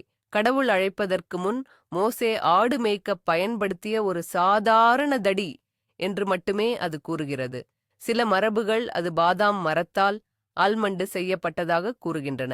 ஒரு கற்பனைக்கு அப்பாற்பட்ட புனைவு என்னவென்றால், இந்த கோல் சிருஷ்டிப்பின் 6வது நாளிலேயே இறைவனால் உருவாக்கப்பட்டு ஆதாம் வழியாக பல முன்னோர்கள் மூலம் மோசேக்கு கிடைத்தது என்பதாகும். அதில் கடவுளின் புனிதப் பெயர்கள் செதுக்கப்பட்டிருந்ததாக கூடச் சொல்லப்படுகிறது. மோசேயின் மறைவுக்குப் பிறகு இந்த கோல் உடன்படிக்கை பெட்டியுடன் சேர்ந்து எருசலேம் தேவாலயத்தில் வைக்கப்பட்டதாக நம்பப்பட்டது. பாபிலோனியர்களால் தேவாலயம் அழிக்கப்பட்டபோது அதன் தடயம் மறைந்து போனது. அது எங்கே மறைந்திருக்க முடியும்? உடன்படிக்கை பெட்டியைப் போலவே இதற்கும் பல ஊகங்கள் உள்ளன. ஒரு கூற்றின்படி அது தேவாலய மலைக்கு அடியில் எங்கோ மறைத்து வைக்கப்பட்டுள்ளது. மற்றொரு கூற்றின்படி அது அங்கிருந்து கொண்டு செல்லப்பட்டு தற்போது இஸ்லாத்தின் மிகப்பெரிய புனிதச் சின்னங்களில் ஒன்றாக உள்ளது. இஸ்தான்புல்லில் உள்ள டோப்காபி அரண்மனையில் புனித அங்கிகூடத்தில் பல தீர்க்கதரிசிகளின் நினைவுச் சின்னங்களுக்கு மத்தியில் மோசே பயன்படுத்திய அதே கோல் இதுதான் என்று கூறப்படும் ஒரு தடி வைக்கப்பட்டுள்ளது. 16ஆம் நூற்றாண்டில் சுல்தான் முதலாம் செலிம் எகிப்தை கைப்பற்றிய போது இது இஸ்தான்புல்லுக்கு கொண்டு வரப்பட்டது. நிச்சயமாக இதன் நம்பகத்தன்மையை நிரூபிக்க முடியாது. அது நம்பிக்கையை பொறுத்தது. ஆனால் இந்த கலைப்பொருளை நாம் வேறு கண்ணோட்டத்தில் பார்க்கலாம். பைபிளில் கூறப்படும் அற்புதங்கள் ஏதோ ஒரு நிஜமான தொழில்நுட்பத்தின் அல்லது இயற்கையின் உருவக காட்சியாக இருந்தால் என்ன செய்வது? உதாரணமாக, கோல் பாம்பாக மாறுதல். இன்றும் சில எகிப்திய வித்தைக்காரர்கள் நைல் நாகத்தின் கழுத்தில் ஒரு குறிப்பிட்ட புள்ளியை அழுத்தி அதை தடி போல திடமாக்கும் வித்தையைச் செய்கிறார்கள். பார்வோன் அரண்மனையில் வளர்ந்த மோசேக்கு இந்த ரகசியம் தெரிந்திருக்கலாம். கடல் பிளந்தது. சில அறிஞர்கள் இதை சாண்டோரினி எரிமலை வெடிப்பால் ஏற்பட்ட சுனாமி அல்லது பலத்த காற்றால் ஆழமற்ற பகுதியிலிருந்து நீர் பின்வாங்கிய இயற்கை நிகழ்வுகளுடன் தொடர்பு படுத்துகிறார்கள். அந்த கோல், அந்த சக்திகளை மோசே கட்டுப்படுத்தியதற்கான ஒரு குறியீட்டு கருவியாக இருக்கலாம். பாறையிலிருந்து தண்ணீர் வந்தது. ஒரு அனுபவம் வாய்ந்த பாலைவனவாசியாக நீரைத் தேடி துளைகளைக் கொண்ட பாறையில் எங்கே தாக்க வேண்டும் என்று மோசேக்கு தெரிந்திருக்கலாம். நிச்சயமாக இத்தகைய பகுத்தறிவு விளக்கங்கள் இந்த கதைக்கு உள்ள அற்புதம் என்ற போர்வையை நீக்கிவிடுகின்றன. ஆனால் தன் மக்களை அடிமைத்தனத்திலிருந்து மீட்ட மோசே என்ற தலைவரின் மகத்துவத்தை அவை குறைப்பதில்லை. மோசே கோல் நிஜமாக இருந்தாலும் சரி, கட்டுக்கதையாக இருந்தாலும் சரி, அது ஒரு சக்தி வாய்ந்த சின்னமாகவே நீடிக்கிறது. ஒரு உயர்ந்த நோக்கத்தால் வழிநடத்தப்படும் மனிதனின் கைகளில் மிகச் சாதாரணமான ஒரு பொருள் கூட உலகை மாற்றியமைக்கும் கருவியாக மாறும் என்பதற்கான சின்னம் அது. மேலும் உண்மையான மாயாஜாலம் அந்த கோலில் இல்லை, அதை வைத்திருப்பவரின் நம்பிக்கையிலும் விருப்பத்திலும் தான் இருக்கிறது. இப்போது நாம் மெக்சிகோவுக்குச் செல்லலாம். அங்கு அறிவியலாளர்கள் மத்தியில் மிகவும் தீவிரமான விவாதத்தை ஏற்படுத்திய, அதே சமயம் பரிணாமக் கொள்கையை எவல்யூஷன் மறுக்கும் சிருஷ்டிக் கொள்கை கிரியேஷனிசம் ஆதரவாளர்களுக்கு ஒரு கொடியாக மாறிய சிலைகள் உள்ளன. அவைதான் அகம்பரோ சிலைகள், அக்காம்பரோ ஃபிகர்ஸ். 1944ஆம் ஆண்டு மெக்சிகோவின் அகம்பரோ நகரில் வசித்து வந்த ஜெர்மன் வர்த்தகரான வால்டெமார் ஜூல்ஸ்ரூத் என்பவர் எல் டோரோ குன்றின் எல் டோரோ ஹில் அடிவாரத்தில் பலத்த மழைக்குப் பிறகு மண்ணிலிருந்து வெளியே நீட்டிக்கொண்டிருந்த சில களிமண் சிலைகளை தற்செயலாகக் கண்டார். ஆர்வம் கொண்ட அவர் ஒரு உள்ளூர் விவசாயியை அமர்த்தி அங்கே அகழ்வாராய்ச்சி செய்ய வைத்தார். விளைவு யாருமே எதிர்பாராத ஒன்று. சில ஆண்டுகளிலேயே 30,000க்கும் அதிகமான சிலைகள் மண்ணிலிருந்து தோண்டி எடுக்கப்பட்டன. ஆனால் அந்த சிலைகள் சித்தரித்தவைதான் நம்ப முடியாதவை. அதில் வெவ்வேறு இனங்களை, பாலினேஷியர்கள் முதல் ஐரோப்பிய இனத்தவர் வரை சேர்ந்த மனித சிலைகளுடன் மிகப்பெரிய எண்ணிக்கையிலான டைனோசர் சிலைகளும் இருந்தன. அதுவும் பல்வேறு வகையான டைனோசர்கள், ட்ரைசெராடாப்ஸ், ஸ்டெகோசௌரஸ், ஈகுவானோடான், டைரனோசரஸ், டிரனோசாரஸ் என பல இருந்தன. இதில் மிகவும் அதிர்ச்சியூட்டும் விஷயம் என்னவென்றால், மனிதர்களும் டைனோசர்களும் ஒன்றோடொன்று செயல்படும் பல உருவ அமைப்புகள் இருந்தன. உதாரணத்திற்கு, டைனோசரின் மேல் சவாரி செய்பவர், ராட்சதப் பல்லிகளை வேட்டையாடுபவர், டைனோசர் குட்டிகளுடன் விளையாடும் மனிதர்கள் போன்ற காட்சிகள். ஒருவேளை இந்த சிலைகள் உண்மையானவையாக இருந்தால், அவை இதுவரை நாம் அறிந்த உலக வரலாற்றையே தலைகீழாக மாற்றிவிடும். ஏனென்றால் அதிகாரப்பூர்வ அறிவியல் கூற்றுப்படி டைனோசர்கள் மனிதர்கள் தோன்றுவதற்கு 65 மில்லியன் ஆண்டுகளுக்கு முன்பே அழிந்துவிட்டன. மனிதர்களும் டைனோசர்களும் இணைந்து வாழ்ந்தார்கள் என்ற கருத்து பூமியின் வயது மிகவும் குறைவு என்றும் அனைத்து உயிரினங்களும் ஒரே நேரத்தில் உருவாக்கப்பட்டன என்றும் கூறும் சிருஷ்டிக் கொள்கையின் கிரியேஷனிஸ்ட் தியரிஸ் அடிப்படை கல்லாக உள்ளது. இந்த அகம்பரோ சிலைகள் அவர்களுக்கு தங்கள் கூற்றை நிரூபிக்க கிடைத்த உறுதியான காட்சி ஆதாரமாக அமைந்தன. இந்த சிலைகள் ஆயிரக்கணக்கான ஆண்டுகளுக்கு முன்பு இங்கு வாழ்ந்த அறியப்படாத கொலம்பஸுக்கு முந்தைய ஒரு கலாச்சாரத்தைச் சேர்ந்தவை என ஜூல்ஸ்ரூட் வாதிட்டார். ஆனால் ஆரம்பம் முதலே அறிவியல் சமூகம் இந்த கண்டுபிடிப்பை மிகுந்த சந்தேகத்துடனேயே அணுகியது. அகழ்வாராய்ச்சி தளத்தை பார்வையிட்ட தொல்லியல் ஆராய்ச்சியாளர்கள் அறிவியல் முறைகளை கடைபிடிக்காமல் இவை ஒழுங்கற்ற முறையில் தோண்டப்பட்டதாக சுட்டிக்காட்டினர். மேலும் ஒரு பண்டைய களிமண் சிற்பத்திற்கு இருக்க வேண்டிய சிதைவுகள், கீறல்கள் எதுவுமின்றி சிலைகள் மிகவும் நல்ல நிலையில் இருந்தன. அவற்றின் மீது எந்த ஒரு பட்டினா பழமை தரும் மேல்பூச்சு படலமும் காணப்படவில்லை. முக்கியமாக மெக்சிகோவில் வேறு எங்கும் இதுபோன்ற சிலைகள் கண்டறியப்படவில்லை.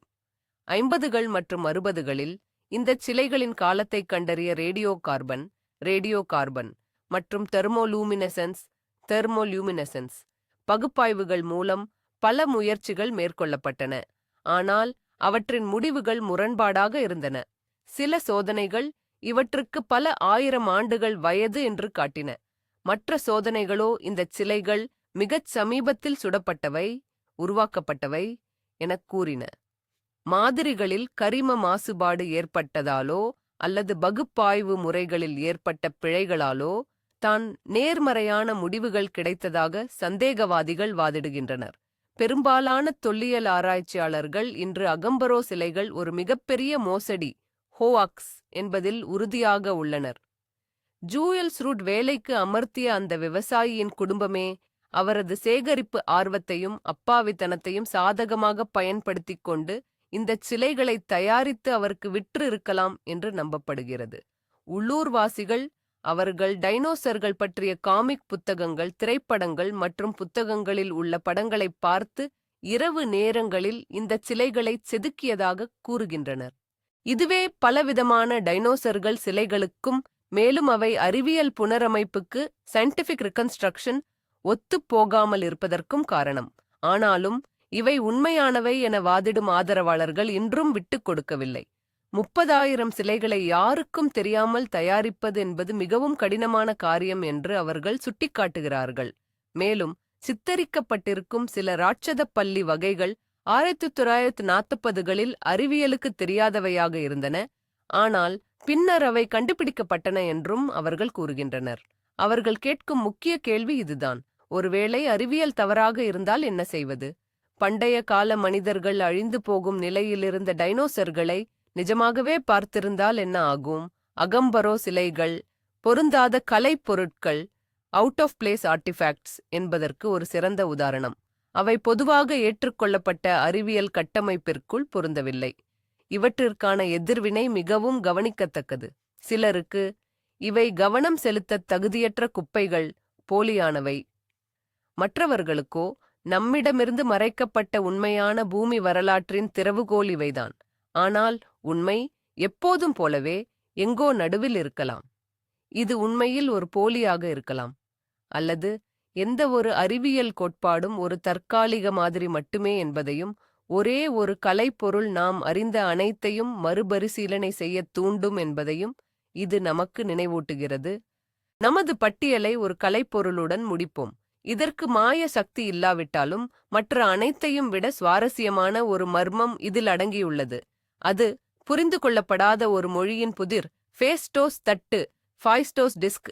1908ஆம் ஆண்டு இத்தாலிய தொல்லியல் ஆய்வாளர் லூயிஜி பெர்னியர் கிரீட் தீவில் உள்ள ஃபேஸ்டோஸ் நகரத்தில் மினோவன் அரண்மனையை அகழ்வாராய்ச்சி செய்து கொண்டிருந்தார். அங்குள்ள கோயில் களஞ்சியம் ஒன்றில் அவர் சுமார் 16 சென்டிமீட்டர் விட்டமுள்ள சுடப்பட்ட களிமண்ணால் ஆன ஒரு சிறிய வட்ட வடிவப் பொருளைக் கண்டார். அதன் 2 பக்கங்களிலும் களிமண் சுடுவதற்கு முன் விசித்திரமான குறியீடுகள் சுழல் வடிவில் பதிக்கப்பட்டிருந்தன. இதுவே ஃபேஸ்டோஸ் தட்டு. இது ஒரு அரிய கண்டுபிடிப்பு என்பதை விஞ்ஞானிகள் உடனடியாக உணர்ந்தனர். முதலாவதாக, இதுவே வரலாற்றில் கிடைத்த மிகத் தொன்மையான அச்சிடப்பட்ட எழுத்துப்பணி.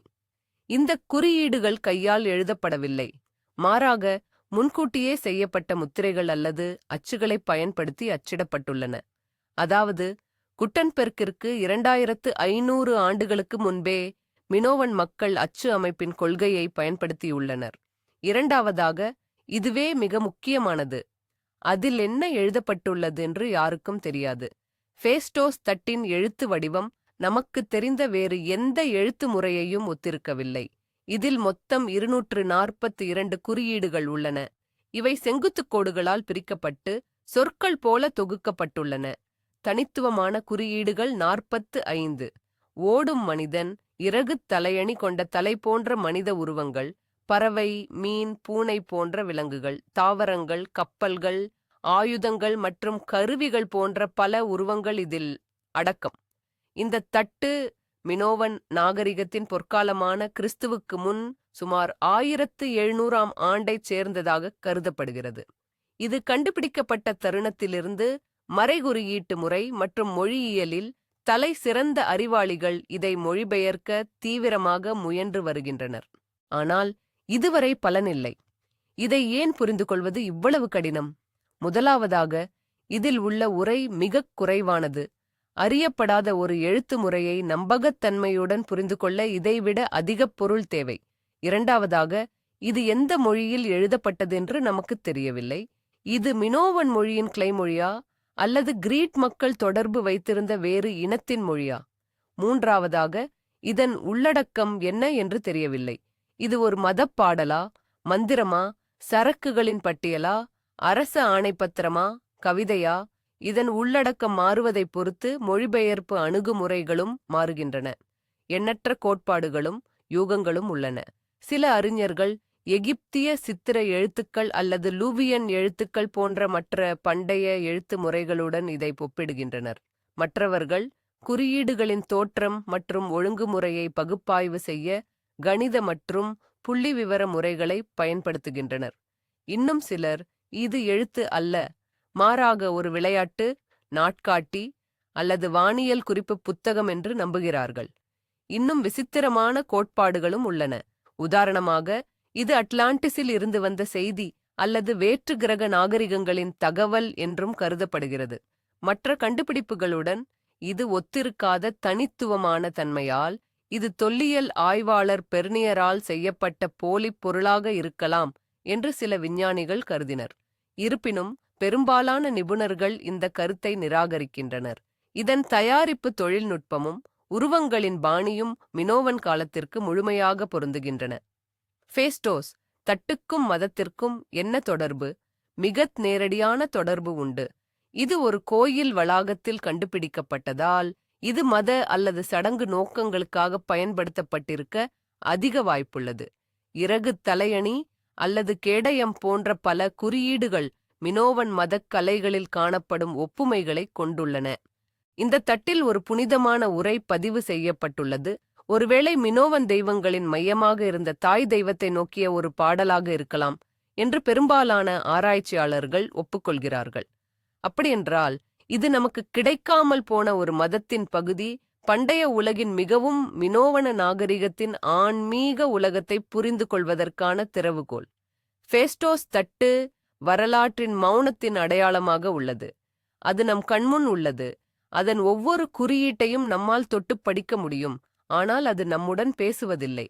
இது நமது புத்திசாலித்தனத்திற்கு ஒரு சவால். நமது கடந்த காலத்தை பற்றி நாம் இன்னும் எவ்வளவு தெரிந்து கொள்ளவில்லை என்பதை நினைவூட்டும் ஒரு தூண்டுதல். ஒருவேளை அதன் உண்மையான மதிப்பு அதில்தான் அடங்கியிருக்கலாம். ஒரு நாள் நமது பட்டியலில் உள்ள மற்ற கலைப்பொருட்களைப் போலவே இந்த மண்ணாலான வட்டமும் அதன் மர்மத்தை நமக்கு வெளிப்படுத்தும் என்ற நம்பிக்கையுடன் தேடலைத் தொடர இது நம்மைத் தூண்டுகிறது. மிகவும் மர்மமான மதத் தொல்பொருட்களின் உலகை நோக்கிய நமது இந்த பயணம் இப்போது ஒரு முடிவுக்கு வந்துள்ளது. நகரங்களை அழிக்கும் ஆற்றல் கொண்ட உடன்படிக்கை பெட்டி முதல் தொலைந்து போன மொழியின் மௌனத்தைச் சுமக்கும் களிமண் தட்டு வரை இந்த எல்லா வரலாறுகளையும் இணைப்பது எது? ஒரே ஒரு எளிய ஆனால் மிகவும் முக்கியமான அவதானிப்புதான். நாம் முதல் பார்வையில் பார்ப்பதை விட நமது உலகம் மிகவும் சிக்கலானது, மர்மமானது. இந்த 20 பொருட்களுமே நமது வழக்கமான உலகக் கண்ணோட்டத்திற்கு சவால் விடுகின்றன. இன்றும் போலியாக உருவாக்க முடியாத அதன் முப்பரிமாண படத்தைக் கொண்ட துரின் முக்காடு, ஷ்ரவுட் ஆஃப் டுரின். நாம் நவீனமானதாக கருதிய தொழில்நுட்பங்கள் நமது முன்னோர்களிடம் இருந்தன என்று நிரூபிக்கும் ஆண்டிகெத்தேரா கருவி, ஆன்டிகைத்தெரா மெக்கானிசம். ஆயிரக்கணக்கான சாட்சிகள் முன்னிலையில் வேதியியல் விதிகளுக்கு கீழ்ப்படிய பிடிவாதமாக மறுக்கும் புனித ஜானுவரியஸின் இரத்தம், பிளட் ஆஃப் செயின்ட் ஜானுவரியஸ். இந்த தொல்பொருட்கள் வெறும் பழம்பொருட்கள் அல்ல. இவை எல்லைப் பகுதிகள். நம்பிக்கை, சந்தேகம், அற்புதம், அறிவியல், வரலாறு, கட்டுக்கதை ஆகிய அனைத்தும் மோதிக்கொள்ளும் இடங்கள் இவை. அறிவியல் அனைத்துக்குமான பதில்களை வைத்திருக்கவில்லை என்பதையும் இவை காட்டுகின்றன. அதே சமயம் நம்பிக்கை என்பது எப்போதும் கண்மூடித்தனமானதும் ஆதாரமற்றதும் அல்ல. ஒருவேளை உண்மை என்பது ஒரு பக்கத்தை தேர்ந்தெடுப்பதில் இல்லை, மாறாக இந்த நிச்சயமற்ற வெளியில் திறந்த மனதுடனும் விமர்சன சிந்தனையுடனும் வாழக் கற்றுக்கொள்வதில்தான் இருக்கலாம். இந்த பொருட்கள் வெறுமனே மரம், கல் அல்லது உலோகத் துண்டுகள் அல்ல. இவை மனித குலத்தின் நிரந்தரத் தேடலை பிரதிபலிக்கும் கண்ணாடிகள். அர்த்தத்திற்கான தேடல், நம்மை விட பெரிய ஒன்றுடன் இணைவதற்கான தேடல் மற்றும் முக்கிய கேள்விகளுக்கான பதிலைத் தேடுவது. நாம் யார், எங்கிருந்து வந்தோம், எங்கு செல்கிறோம்? இந்த ஆச்சரியமான மர்மங்களில் எங்களுடன் நேரத்தைச் செலவிட்டதற்கு நன்றி. இந்த காணொளி உங்களுக்கு பிடித்திருந்தால் மறக்காமல் லைக் செய்யுங்கள்.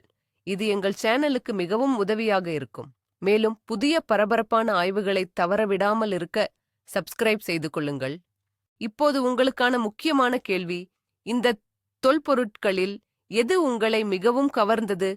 இவை வெறும் வரலாறும் தற்செயல் நிகழ்வுகளும் மட்டுமல்ல, இவற்றிற்கு பின்னால் இன்னும் ஏதோ பெரிய சக்தி இருக்கிறது என்று நீங்கள் நம்புகிறீர்களா? உங்கள் கருத்துக்களை கமெண்டில் எழுதுங்கள். அதை வாசிக்க நாங்கள் மிகவும் ஆர்வமாக இருக்கிறோம். மீண்டும் சந்திப்போம். பேந்த